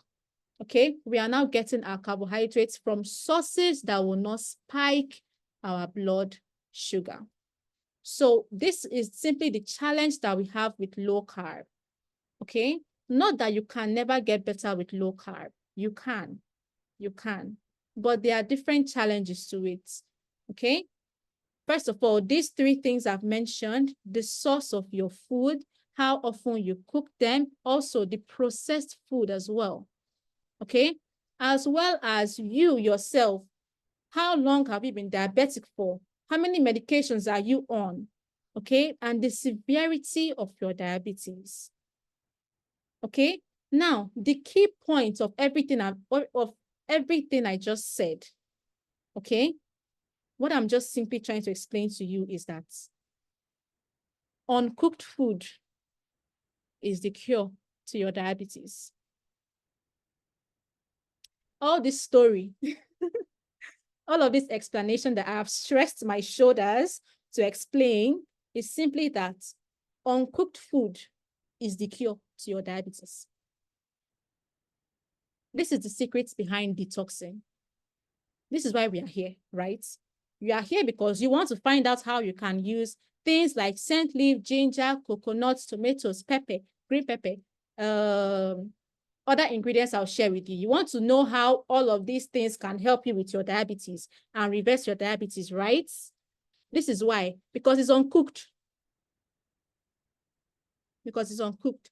This is the secret behind detoxing. Okay, just keep all these questions for me. Okay, please just keep all your questions. I'll attend to them. Yes, you should eat raw food. Well, eating raw food, not as we are saying raw food. I don't mean that you should start eating raw yam and raw potatoes and raw rice. Okay, that wouldn't be nice for you. But what we are trying to say is the more you cook and the more processed your foods get, it affects your blood sugar in a much different way. It also affects the quality of insulin that your body produces. It also affects the kind of cells that you even have. It affects three major things that cause people to be diabetic. Okay, so low carb and fasting works, but if you really, really, really, again, I'm saying if you really, really, really, you know that you are willing to do everything possible, okay, to be done with this diabetes. You want to wash your leg, you want to dust your slippers and say, goodbye, diabetes, I'm done with you. Uncooked food is the way. And this is the secret behind detoxing. Now, remember I said all of this knowledge I got them from a seminar that I attended. Okay. Now let's see some reviews. Okay. These are not my reviews. I haven't worked with these patients before. I'm just telling you some of the testimonials, not all, that uncooked food did to help diabetic patients get off their medications in as little as 24 hours. You see,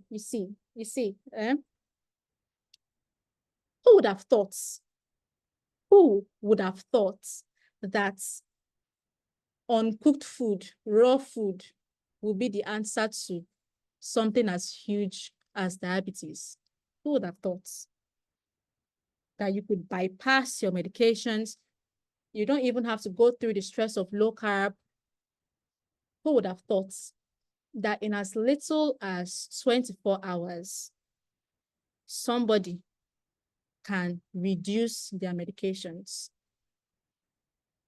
And if you do that for a while, you will be off your medications. So forgive me if I can't pronounce your names well, okay? It is, Mrs. Priscilla, it is incredible. It is incredible. And why aren't we told? Can you imagine all the money you have spent on medications, all the money you have even spent on supplements too, all the oh my goodness. That it is uncooked food that is the answer to your problem. Food that you don't even have to cook. That is you will even save money on gas. Think about it now. You will save money on gas. You don't have to cook your food anymore because you will save money. Wouldn't you?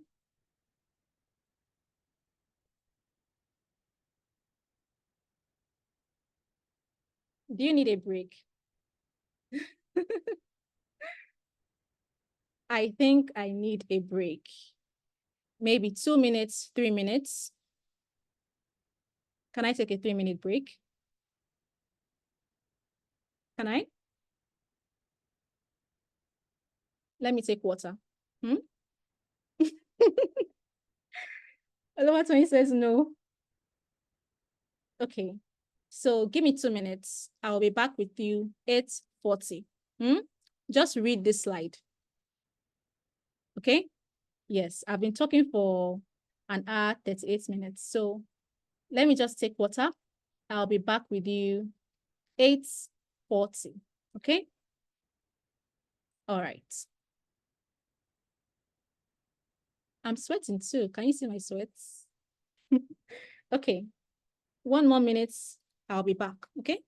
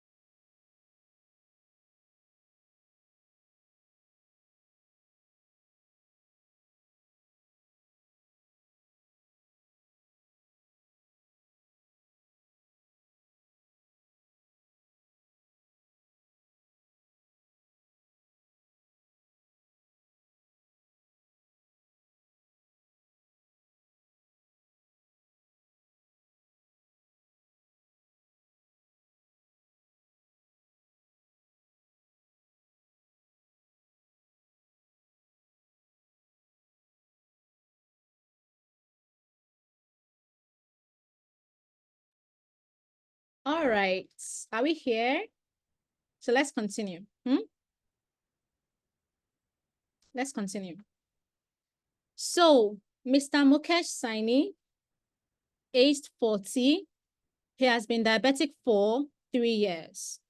His blood sugar, remember, this is a 24-hour program. Okay. So fasting blood glucose when he started, 175 milligram per deciliter. Okay. Total medications that he's on, 2. Okay. Now, within 24 hours of eating uncooked food, okay, he could free himself of the 2 medications that he was on. And he maintains, that is at the point of the seminar, he maintained a fasting blood glucose of near to 110 milligram per deciliter without medication. Okay. So the conclusion now is that Mr. Mukesh he could free himself of drugs, diabetes, and doctors within 24 hours of following the diet because he had a reduction in medication. All right. Now, same with Mr. Vinay, aged 59, been diabetic for 10 years. Okay. Blood sugar reading 160 milligram per deciliter, medications 1. That is fasting blood sugar. Okay. You just wake up in the morning, you don't take any medication, you check your fasting blood glucose, right? So his was 160. Now, at the time of the presentation, he was free of medication and he was able to maintain a fasting blood sugar of 105. Okay. That is without medication. Okay. Now, the same with Mr. Gulati. We weren't told his age, but he had been diabetic for 16 years. Fasting blood glucose, 176 milligram per deciliter. Number of medications, 3. He was able to reduce his medication dose to a third. So he went off, let's say, okay, he had 3 medications. He dropped 2 and continued taking 1 within that 24-hour window. Okay. The reason being that he has been diabetic for 16 years, it's more than the 2 previous people I just took. Okay. So he needs more time. Okay. Depending on how long he has been diabetic for. Okay. So it was still an improvement for him. That means that he would have skipped his morning, night medication, morning, afternoon medication, and maybe taking the night one, perhaps. Okay. So he could free himself of 2/3 of his drug dependency. Okay. Now, Mrs. Hans, we're giving a picture from for her. Remember, I'm just giving you the testimonials as it was given me in the seminar. I'm not editing anything. Okay, so we weren't given a photo of Mrs. Hans. Maybe she didn't want her picture being online. I don't know. Okay. Age 49. She had been diabetic for 10 years. Fasting blood glucose 156 milligram per deciliter. Number of medications 2. One of those medications we know already, metformin. Okay. Now she received her diet through email, e-book, e-copy. Okay. Here's what you should eat. Here's how to eat it. Okay. Within the first few days of following the diet, her medications reduced to glimepiride 1 milligram in the morning before breakfast, metformin 500 milligram before lunch, and no medication before dinner. Okay, so she had a reduction in her medications, and we're told that after 7 months, she wasn't on any diabetic medications at all any longer. Okay, now I see some questions. Yes, I'm refreshed. Thank you. I see some questions. How can I eat uncooked food? Okay, listen, you don't need much. This is your list. Can you or can you not get scent leaf? Can you or can you not get coconut water? Please let me know in the chat. Just look at this list. Let me know if there's anything that you have difficulty finding. Okay. If you cannot find sprouts, then you can get cabbage. You cannot tell me that you will see cabbage in the market. Okay. You will see scent leaf. You will see coconuts. You will see almonds. This is not just anyhow. That's the thing. That's a very key thing to it. This list okay, this diet that these 4 people I have told you about now, it wasn't just, oh, just eat uncooked food. No, you have to be strategic about it. Okay, so you have a list of things that you should eat. You cannot eat outside this list.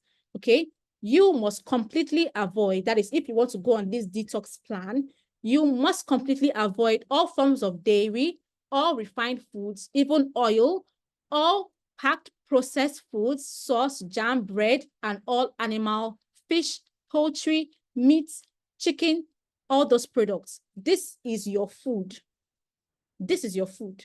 Scent leaf, coconut water, cabbages, coconuts, almonds, tomatoes, beetroots, green pepper, cucumber, parsley, lemon, and other citrus fruits, tomatoes, green beans, bell pepper, or green pepper, red pepper. We call it shombo. Okay, some of you know shombo, right? English name would be Cayenne, cayenne pepper. Let me type it out. Oh, how did that come up? Cayenne pepper. Okay, some of you know it as shombo. Okay, and chickpeas. Miss Priscilla, you can get chickpeas from your supermarkets. They are very, very common. Okay, so you must avoid. In fact, you cannot eat anything outside this list if you know that you want to go on this detox plan. Okay, and you see, the beautiful thing about this is you don't have to do this forever. Because some of you be looking at this list now and say, but where is the satisfaction in this? You know, how am I going to enjoy my life? So is this what I'm going to be eating for the rest of my life? No, no, no, no, no, no. You can follow this detox plan at least 10 days. Okay, that's the minimum I would give you. At least 10 days, you just eat these foods. You see, you will have a reduction in your medication, and the satisfaction, the joy that you would have from seeing your blood sugar so low without you having to take your medications, it would be worth giving up all these foods that I have here in your must avoid lists. Okay, now I have already given you your morning routine. Okay, your morning routine. So you have scent leaves, you chew. First thing when you wake up in the morning, you chew scent leaves and a nail-sized ginger. And then you also take your coconut water. Okay? And then your other ingredients are to be eaten as a regular salad. Okay? So you would then, aside your scent leaf, ginger, and coconut water that you would drink, you would then, all of these other ingredients would be as snacks or as your meal, which is, a salad. Okay, so this is simply the detox. This is simply the detox.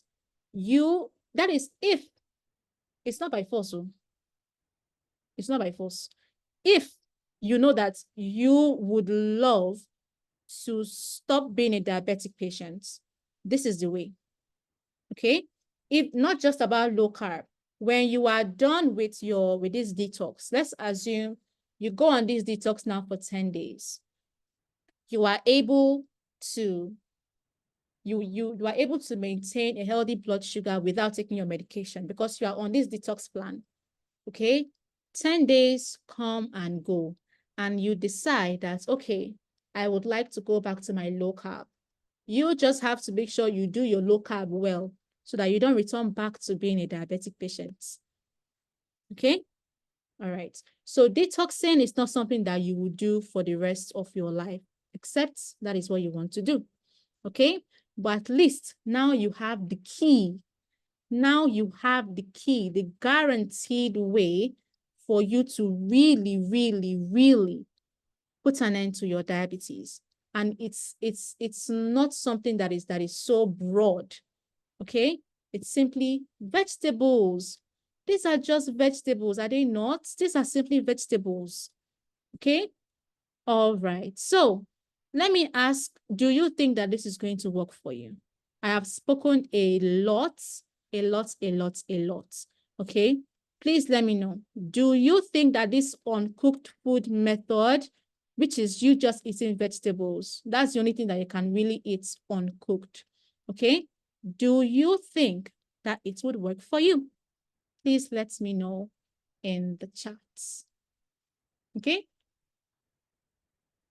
Please just hold your questions. I promise I'll get to all of them, okay?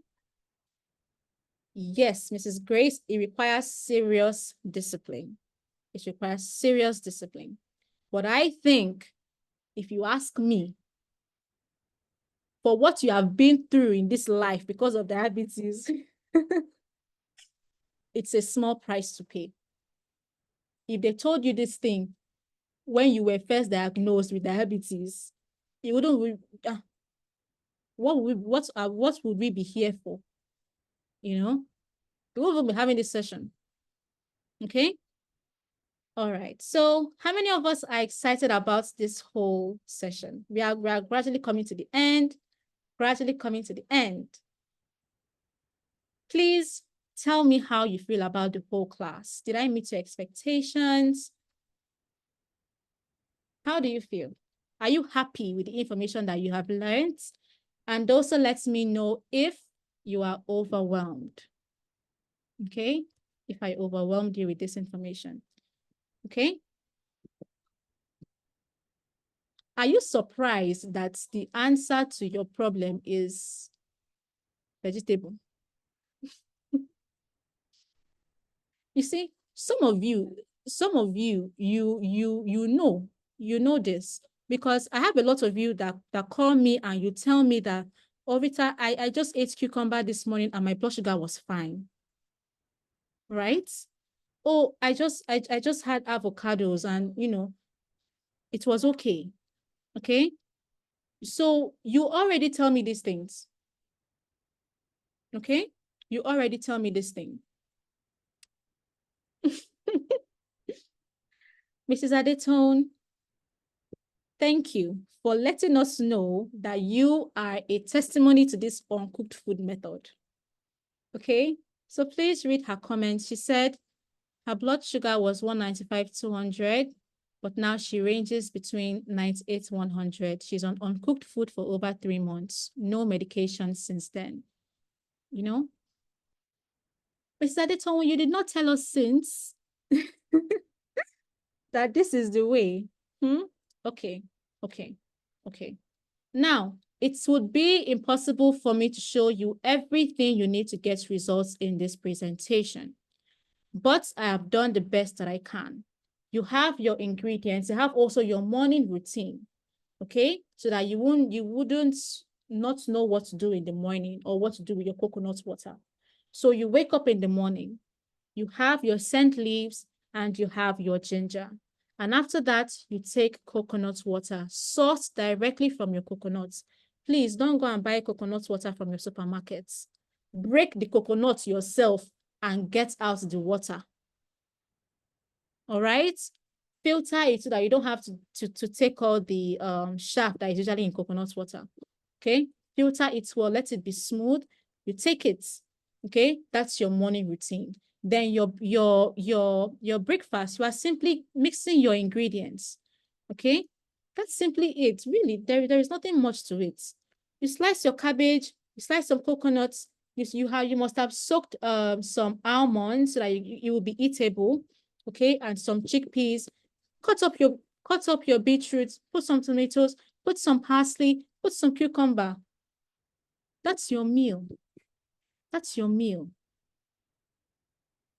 Again, who would have thought that the answer to this could be so simple? So simple.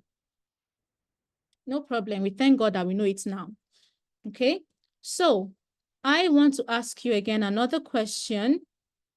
I want you to tell me if it will be okay for me to spend 20 minutes going over a special offer that I've created for you. Okay? If it's not okay with you, then we can end the session right there and I would begin to take your questions. Okay? So please let me know, should I spend the next 20 minutes? I know we are already far over time. but it's okay. Please let me know if I can have 20 minutes to let you know a very special offer that I've created for you. Okay? If not, I have given you everything that you need. Honestly and truly, there is no excuse that you would have. You have your ingredient list. You have also what to avoid. Okay? You can leave this session right now. Go to the markets, get your stuff, have your morning routine first. Okay? So I've already exposed that. Have your morning routine, very, very crucial. And then your meal would simply be salad, and watch your blood sugar go down. Okay? All right. So let me know if it's okay. All right. Okay. Now, what I've prepared for you is simply a 1-month detox group. Now, why is this 1 month? I was taught in this seminar, let's assume you have been on your medications for 10 years. 10 years. If you follow this plan strictly, 10 times 2 days, it will take you 20 days to be off your medications. 20 days. Okay? So I just thought to myself, I don't think anyone would be on medications for over 20 years. So 1 month would be, it's a good time frame for me to work with you. Okay? A 1 month detox plan. Okay? Or a detox group. Okay? So if you've been on your medications for 5 years, just multiply that number by 2. That means you would need 10 days of strict adherence to this plan to be off your medications. Okay? Now, here's what is different in the group. First off, you need to know the amount of food you are going to eat depending on your weight. It's not just gra. Anyhow. Okay? You have to follow the plan strategically. So the quantity of food matters. Okay? You have to follow it strategically. Number 2, I will also teach you the duration of each meal. Did you catch the morning detox scent leaf and ginger? You should hold that in your mouth for 5 minutes. The reason you should hold it chew it in your mouth for 5 minutes, it's so that you can allow all the ingredients and the content of the scent leaf and ginger to work its way on your insulin and your bowels. Okay? So surprisingly, I was taught as well that every meal has a time duration. It's really saying that the amount of time you use to eat your food can also affect your blood sugar. And nobody told us before I was taught even, that the amount of time that you eat your food can affect whether that food is going to, how it will affect your blood sugar. Okay? So this is really, really, really what I paid to learn. Okay? And I paid heavily to be a part of this seminar, but I knew that it was important. Okay? Now, I will also teach you how you can keep your blood sugar in a specific range. If you look at Mrs. Adetone's comment, she said her blood sugar ranges 98-100. Not that you will take your blood sugar in the morning, it will be 90. You take it in the afternoon, it's 150. Let's keep it in a specific range, okay? And there is actually a very simple trick that you are going to use to do that I would let you know in the detox group. Also, you would need to go out, you need to have sunshine, and you would also need to have exercise to use during this detox month or this detox journey. Okay? Now, additional step to your morning routine, please, that coconut water is important. Okay? That coconut water is important. And I would let you know other minerals that you can get aside from coconut water. Okay? That you can use to up your nutrition. Okay? Because many of you who are on medications, your medications, they deplete how well you absorb food. Okay? Which is one of the reasons you suffer from their side effects so much, because the food you should be eating that will give you nutrients that would help to block out all those side effects, you are then deficient in them. Okay, so have it for free. Coconut water is one of those minerals that would help you. Okay, so it's important that you take that coconut water. So in the group, I will give you other additional steps that would help to boost your nutrition. Okay, natural steps. Okay, so your breakfast, lunch, and dinner, you get what to eat. You are not eating anything else aside from that ingredient list. Okay, that ingredient list is what we are going to be using. Okay, I've exposed that for you as well. There's nothing hidden in the ingredient list again. Okay. However, you would need things like the quantity of what you should eat. So you would be measuring your food, also your methods of preparation, between what time in the morning should you eat your breakfast? How long should your breakfast time be? What should your snacks be? Also, if you can't just eat salad raw, you would say, okay, I need some sauce, to eat with the salad to digest it. No problem. I would give you those sauce ideas. Okay. And as a plus to you, you would also have me guide you during that period of, when your blood sugar is beginning to come down before you then see your doctor. Okay. So you will have to go back to your primary care physician.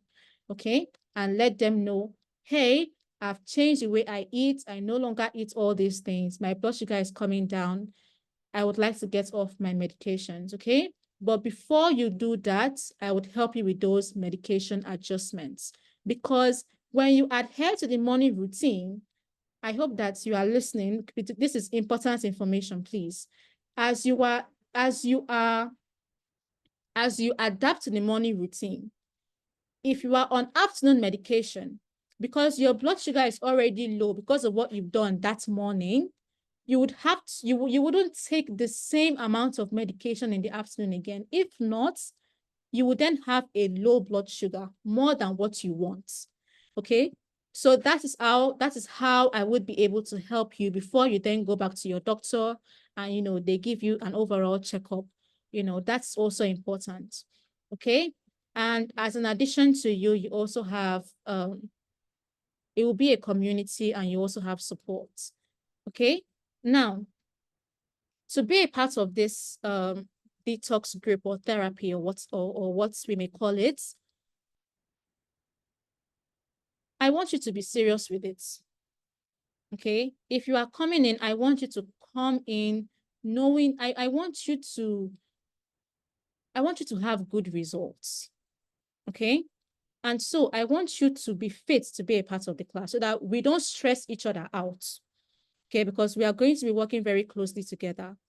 Okay, so the first thing is you have to be willing to get all of these ingredients. And that's why I put out the ingredients so that you will look through it. Ask yourself, can I remove this amount from my bank account to go and buy coconuts? Can I buy chickpeas? Do I know that I can buy green pepper? Can I buy this? Can I buy that? If you have any questions about the ingredients, you simply reach out to me. I would explain more. But you have to be willing to get the ingredients. You also have to be willing to follow the diet for at least 10 days. For at least 10 days. You can't, you have to be willing to make that sacrifice that, okay, I would forego all other things. I would just focus on this detox, just eating vegetables. If you know that you are not willing to stay away from your pleasure foods, you cannot stay away from meat and chicken and this and that, it's not a good class for you. Okay? Okay, if you say that you don't want to follow the plan fully, let's say you want to just do 75%. Okay, maybe you will do the morning routine, you will do the afternoon routine, but you want to be free with your dinner, no problem. But you have to be willing to put in at least 75% of implementation of the plan. If you know that you wouldn't be able to do that, it's not a good class for you. And I would also be giving out rules that you must strictly adhere to. If you know that you wouldn't be able to listen to instruction and you wouldn't be able to carry it out, nothing too difficult. Okay, let me say you are required to take 20 to 30 minutes of exercise. Let me say I give you brisk walking for the next 10 days. If you know that some form of excuse, maybe your work, maybe your kids, whatever it is, would make you not to follow the instructions that I would give you accordingly, it's not a good class for you. You simply wait until you are then ready and you know that you can commit to it. Okay? It's just so that we can work together peacefully. Hmm? Okay. Now, I don't need to tell you, I don't need to tell you how much this detoxing would help you. Okay, I don't need to tell you. You know already how much is your anti-diabetic medication every month. Let's assume 40K. Okay, that's how much you spend on anti-diabetic medications. Okay, with this detox plan, give yourself a month. You'd be off your medications. That means that you would be saving 40 times 11, 440,000 naira on your medications that year. Okay, so I don't need to tell you how much money and time that this is going to save you. Okay, you already know what you are dealing with and how badly you need to get your diabetes in check. It's not something that I'll have to start explaining to you. Okay, all right, let's move on. Now, I know you may also be thinking, how am I sure that this is going to work for me? Okay, first off, this is completely vegetables. Okay, like I've said, many of you that I call, you tell me, oh, I ate cucumbers, I ate avocados, my blood sugar was fine. It's because this is purely vegetables. Okay, it will reduce your blood sugar. Okay, and also you will have very minimal side effects because this is purely from nature. Okay, you are on low carb. It's just that right now you will be on an extreme version of low carb, nothing that's going to harm your health, but you would then be on an extreme version of low carb that would make sure that you reverse your diabetes within a very short period of time. Okay, so what you are doing is actually low carb, but you are cleaning up your system. Okay, you are completely foregoing all the other leverage that low carb would give you. Okay, you are completely overlooking them. All right, now there is also no harm in trying. Okay, so I would just advise that you try it out, you test it out. Even if you're not joining the detox group, try it out on your own. You already have the ingredients list, right? So shop your ingredients, have your morning routine, ginger, scent leaf, coconut water, have your salads for your lunch and your dinner. Okay, test it out and see, if it works for you. Okay, now, how much would this be worth it to you? At this point in time, I would expose how much I paid to learn this information. I paid $500 to be a part of this webinar. Okay, that's seminar. Okay, now it cost me a lot, but I did it for two reasons. First of all, my family. Okay, I know that it's good information.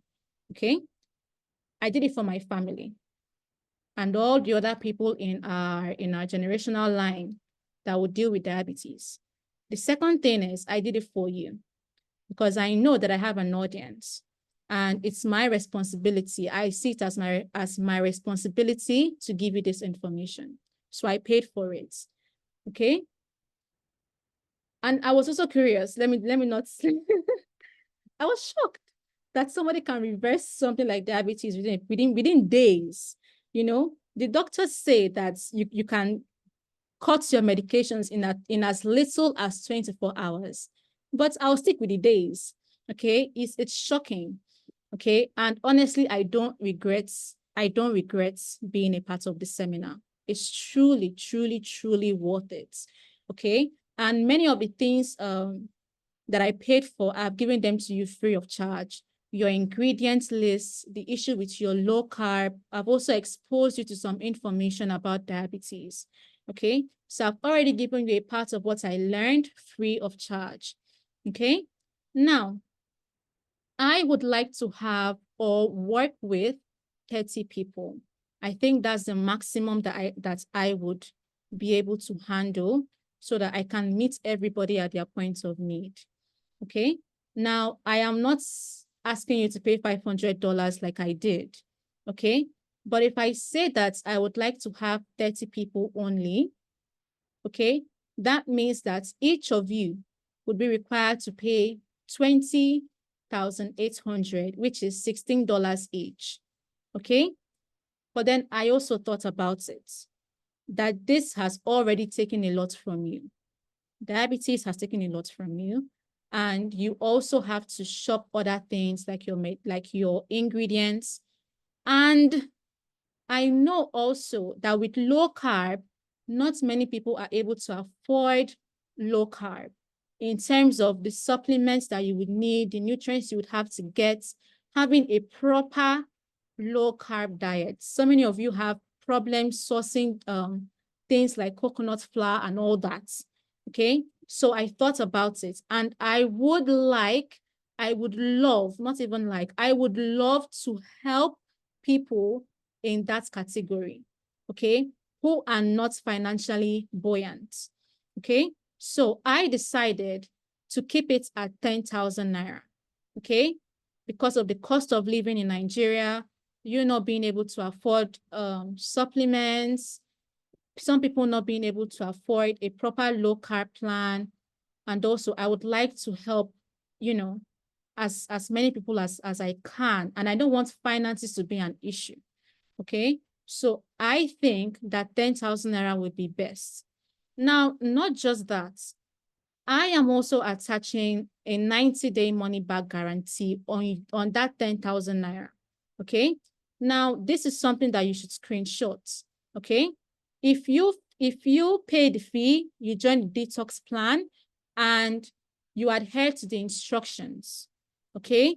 And you are still not able to achieve a healthy blood sugar without taking your medications, I would simply send you back your money.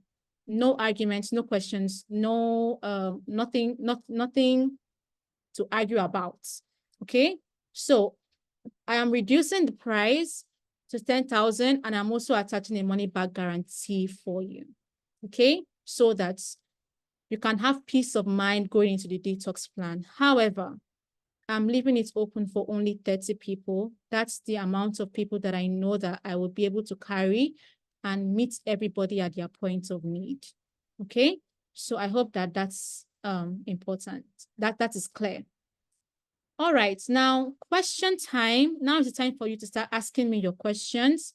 But FAQs, okay? Are there any side effects to this? No. However, if you deal with pot belly, if you have abdominal obesity, you will shed some weight, okay? So if shedding some weight is not a problem for you, then you can join, okay? But if it is a problem, then I would advise that you stay off the plan, okay? Also, some of you would experience loose bowel motion, okay, because it is a detox, okay? You are completely going off of all things that are processed, okay? And you are just eating raw vegetables, okay? So it will cleanse your system, okay? And you will, you would excrete, okay? That's what I'm trying to say. You will use the toilet. So if it's not a problem for you as well, you can also join in.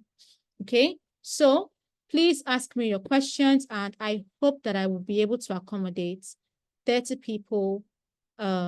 Definitely, if you join, I would send you all the information that you need. Okay. All right. So question times, please. Now is the time to ask me all your questions. Okay. All right.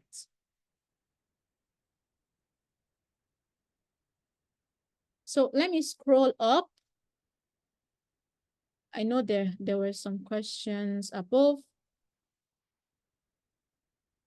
but feel free to ask me again, okay? It will be easier for me, okay?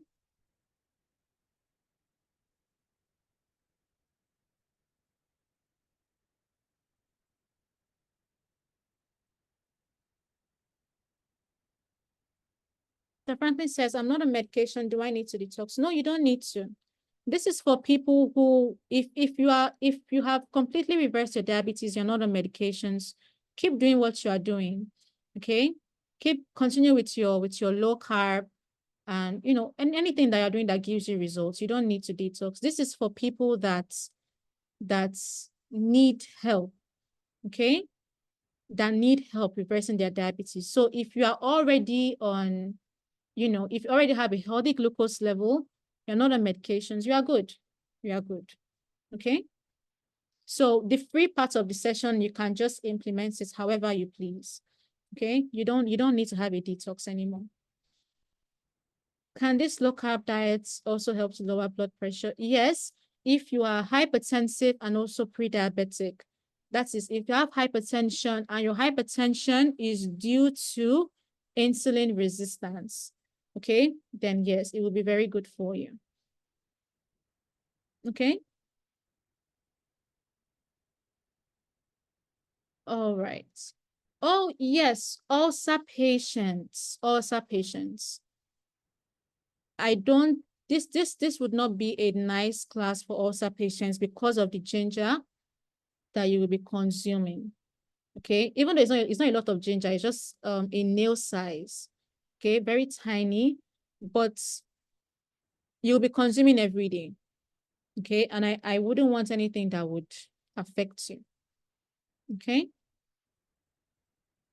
Yeah. So ulcer patients, if you look at the ingredients and there is anything there that would cause or upset your ulcer, then I wouldn't recommend that you join the class. Okay. Can someone that has diabetes eat eggs? Yes, you can.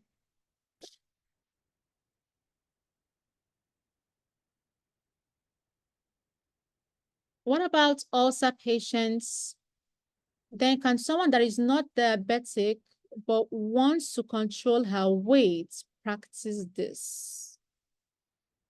So you are ulceratic, but you are not diabetic. Okay, you have ulcer and you are dealing with your weight, but you are not diabetic. Can you join this class? First of all, the ulcer, I think that the ginger will upset your ulcer. So I wouldn't want anything that would upset your ulcer. Okay, because you will be consuming ginger regularly. There are,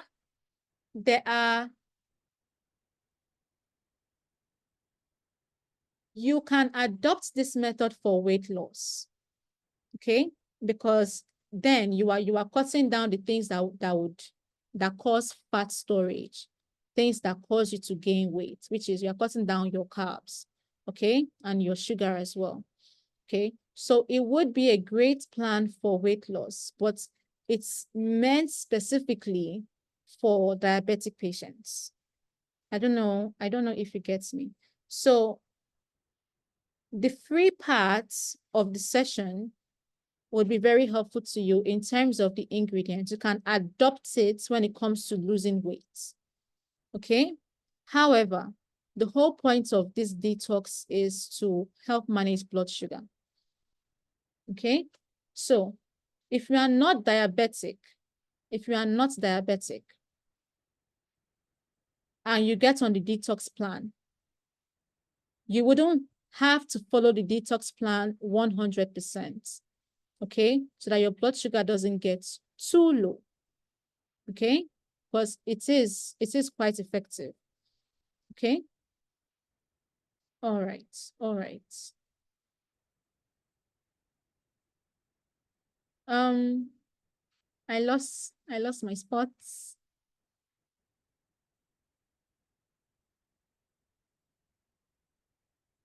Yes, I would send the replay on WhatsApp so that you can always go back to it. Okay.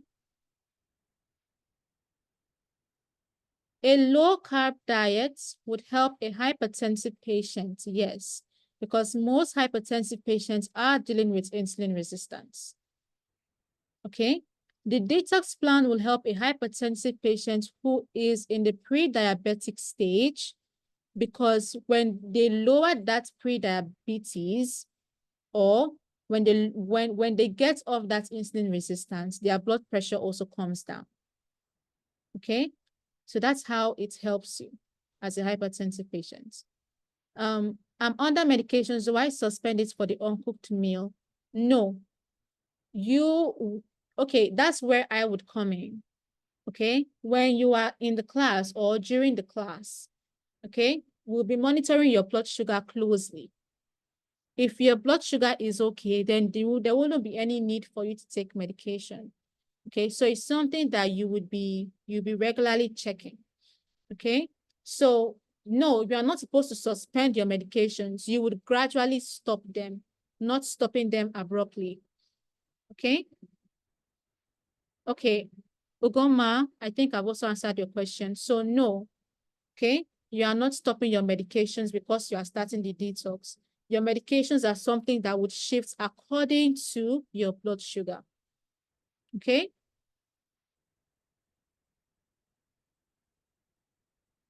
All right.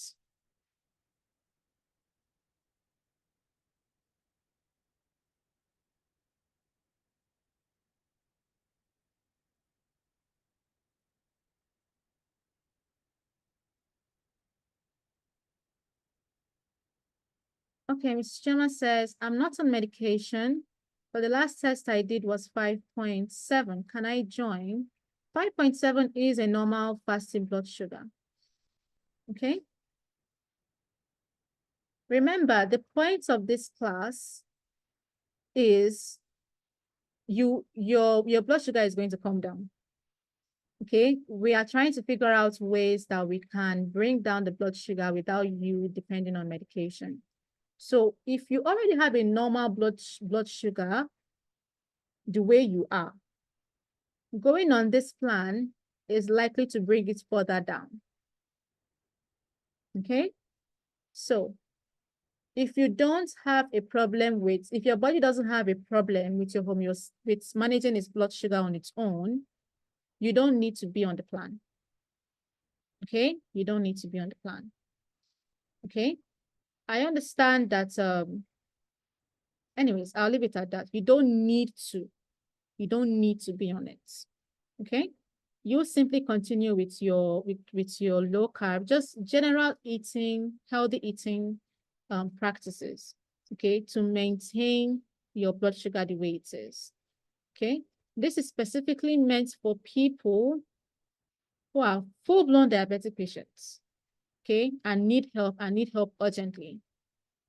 Okay, the list is quite long. I want to know, is this everything I have to buy? Yes. Yes, ma'am. Yes, Mrs. Priscilla. Can someone with blood glucose of 7.2 join? Yes. Yes, that means that you are a pre-diabetic patient. Okay? Very close to diabetes. Mrs. Victoria, is the cause of your high blood pressure insulin resistance? Hmm? You don't have to be diabetic, but you can be pre-diabetic and you can have insulin resistance. So if the cause of your high blood pressure is insulin resistance, then it would help you as a hypertensive patient. Okay? Because then you will kill two birds with one stone. Okay? Should we discontinue our medications during the 10 days detox? No. Your medications are something that would shift according to your blood sugar level, which I would be there to help you navigate through. Okay?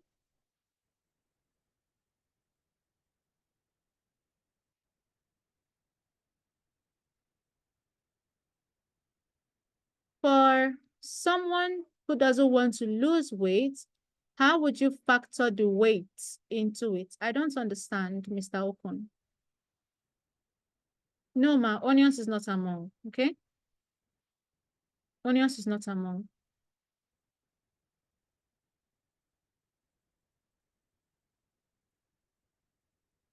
Okay, 7.2 is diabetes.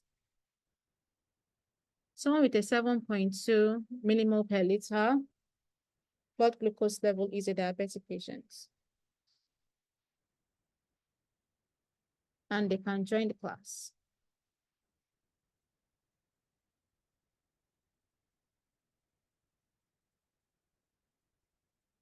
Okay, any other question?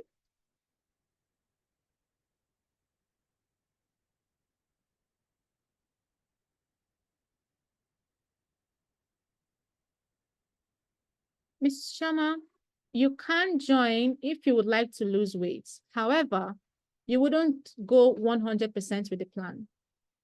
Okay? Since it would detox you and it would help to cleanse your system and, help you lose that weight, you can use it to lose weight. Okay? But then you wouldn't go 100%. Okay? You wouldn't go 100%. So I tailor this specifically for diabetic patients, not with losing weight in mind. Weight loss is just one of the things that one would experience, especially around the belly. Okay, especially around the belly. So let's just have that in mind, that I didn't put this together for the purpose of weight loss. Okay, but someone who is diabetic and is on the detox plan can lose weight. Okay, especially their pot belly. Okay, so you can join for the purpose of losing weight, but then you wouldn't go 100%. Okay, because if you are not diabetic, it will bring down your blood glucose. So whatever it is that you are doing right now, your body is in a perfect homeostasis. Your body can manage its blood sugar on its own. You going on the plan is you saying, okay, I need help managing my blood sugar. Okay, you joining the detox plan is that you need help managing your blood sugar. Okay, so if you already have a healthy blood glucose, I don't want it to get lower, and then it will be a problem. Okay, so if you would like to join for the purpose of losing weight, you wouldn't go 100% with the plan. Okay, all right, I hope that that is clear.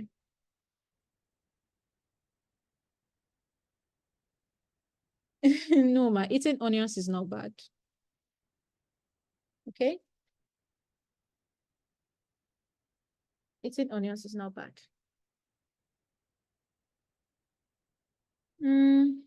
Okay, for someone who doesn't want to lose weight, going on the uncooked plan, don't you think the person might lose weight? Well, I said it is an effect that some people may experience. Okay, it is an effect that some people may experience. Okay, so there is a possibility of you losing weight. Okay, there is a possibility of you losing weight.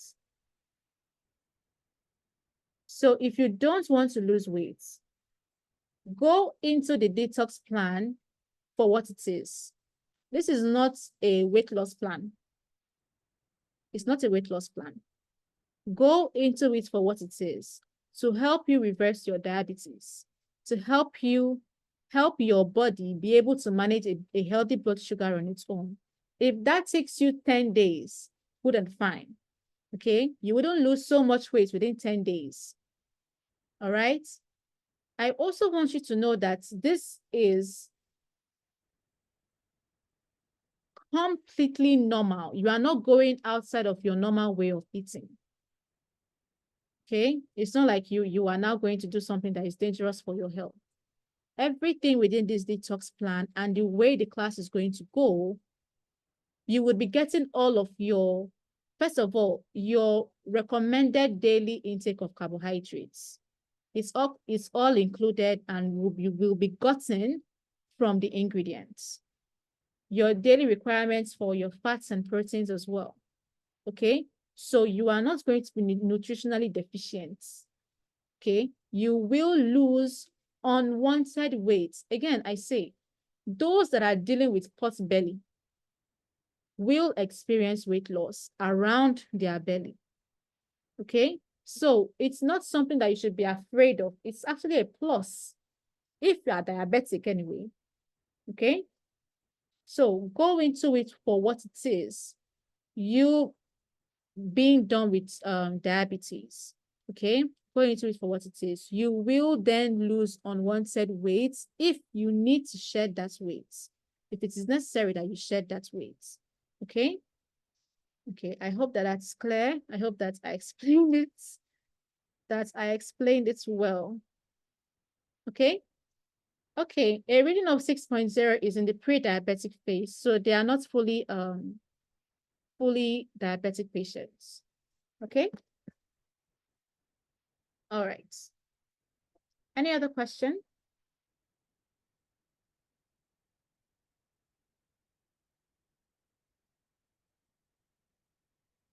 Any other question?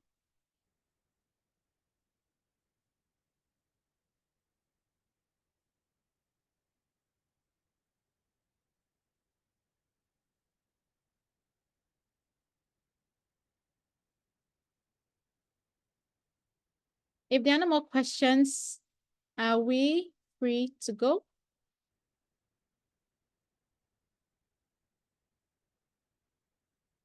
You're welcome, Mrs. Victoria.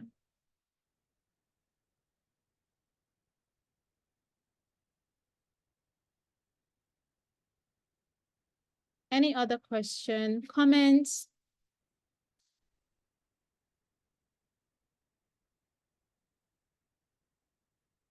Questions, comments? You're welcome.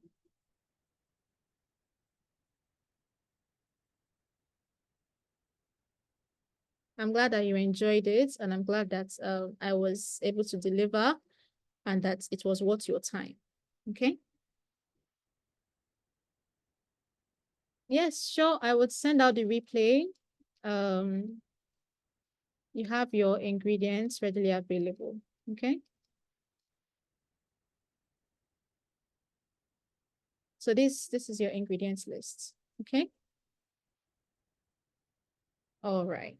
Any other question or comments?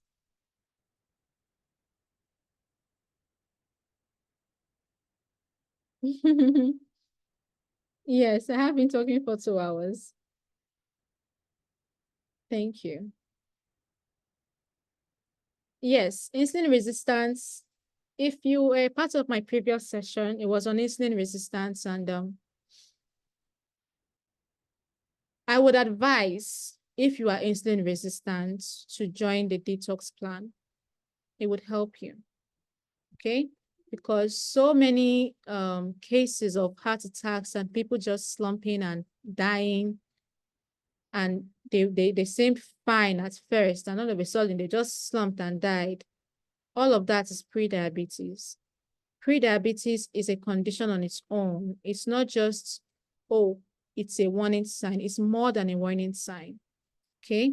So if you are insulin resistant, it will be a very good class for you so that you don't grow into that stage of, you know, being fully diabetic and having to be on those medications and all of that. Okay. Mrs. Grace, please go through my YouTube. You will see the session. I gave a list of ways you can know if you have insulin resistance, okay? Including by just looking at your skin, okay? You'll be able to know. All right, so please look through my Facebook or my YouTube channel. The name is the same. Rita Manafa hyphen, your wellness consultant. Okay.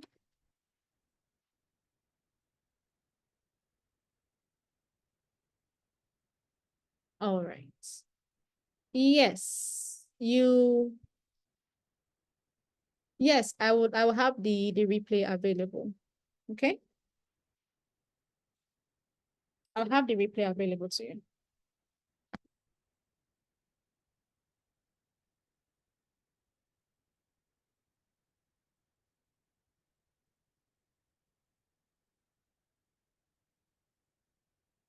Hmm.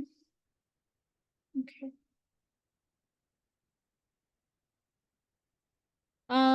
Does someone who is insulin resistant need to follow the meal plan too, or just the detox? The plan and the detox are not separate. Okay. The detox and the plan are not separate. You use the plan to detox. Okay. So the answer to this question is yes. Okay.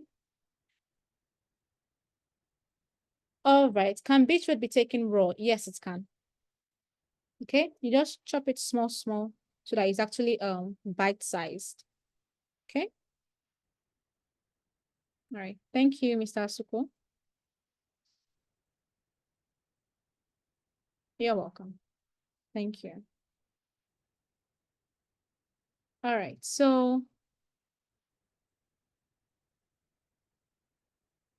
any other question?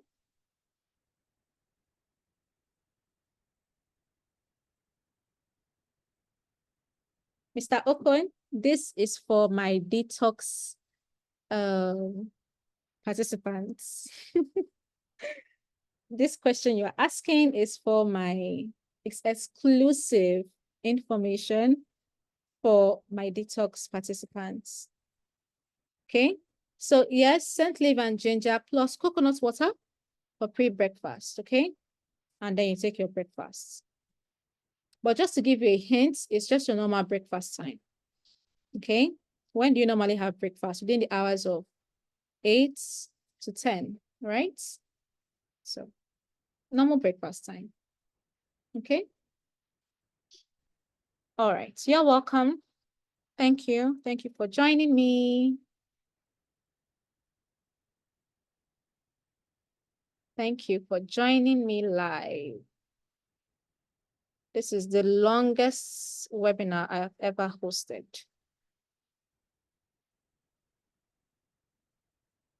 Okay.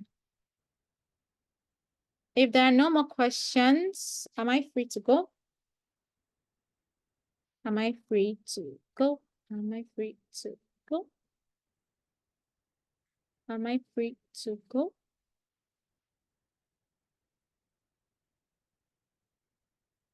If you are practicing intermittent fasting, then you can skip your breakfast. Okay. The detox plan, however, you are not fasting within the detox plan. Okay. So for those people who will be joining, you wouldn't be fasting. Okay. You wouldn't be fasting. Okay. All right. Yes, I am pretty tired and I would like to rest. So any other questions, you can just send me a WhatsApp message, okay? Or you send me an email and I will get to you. Okay? But tomorrow morning, please. All right? Okay. So good night, everyone. Scent leaf and coconut water, how can it serve at breakfast? That's not your breakfast.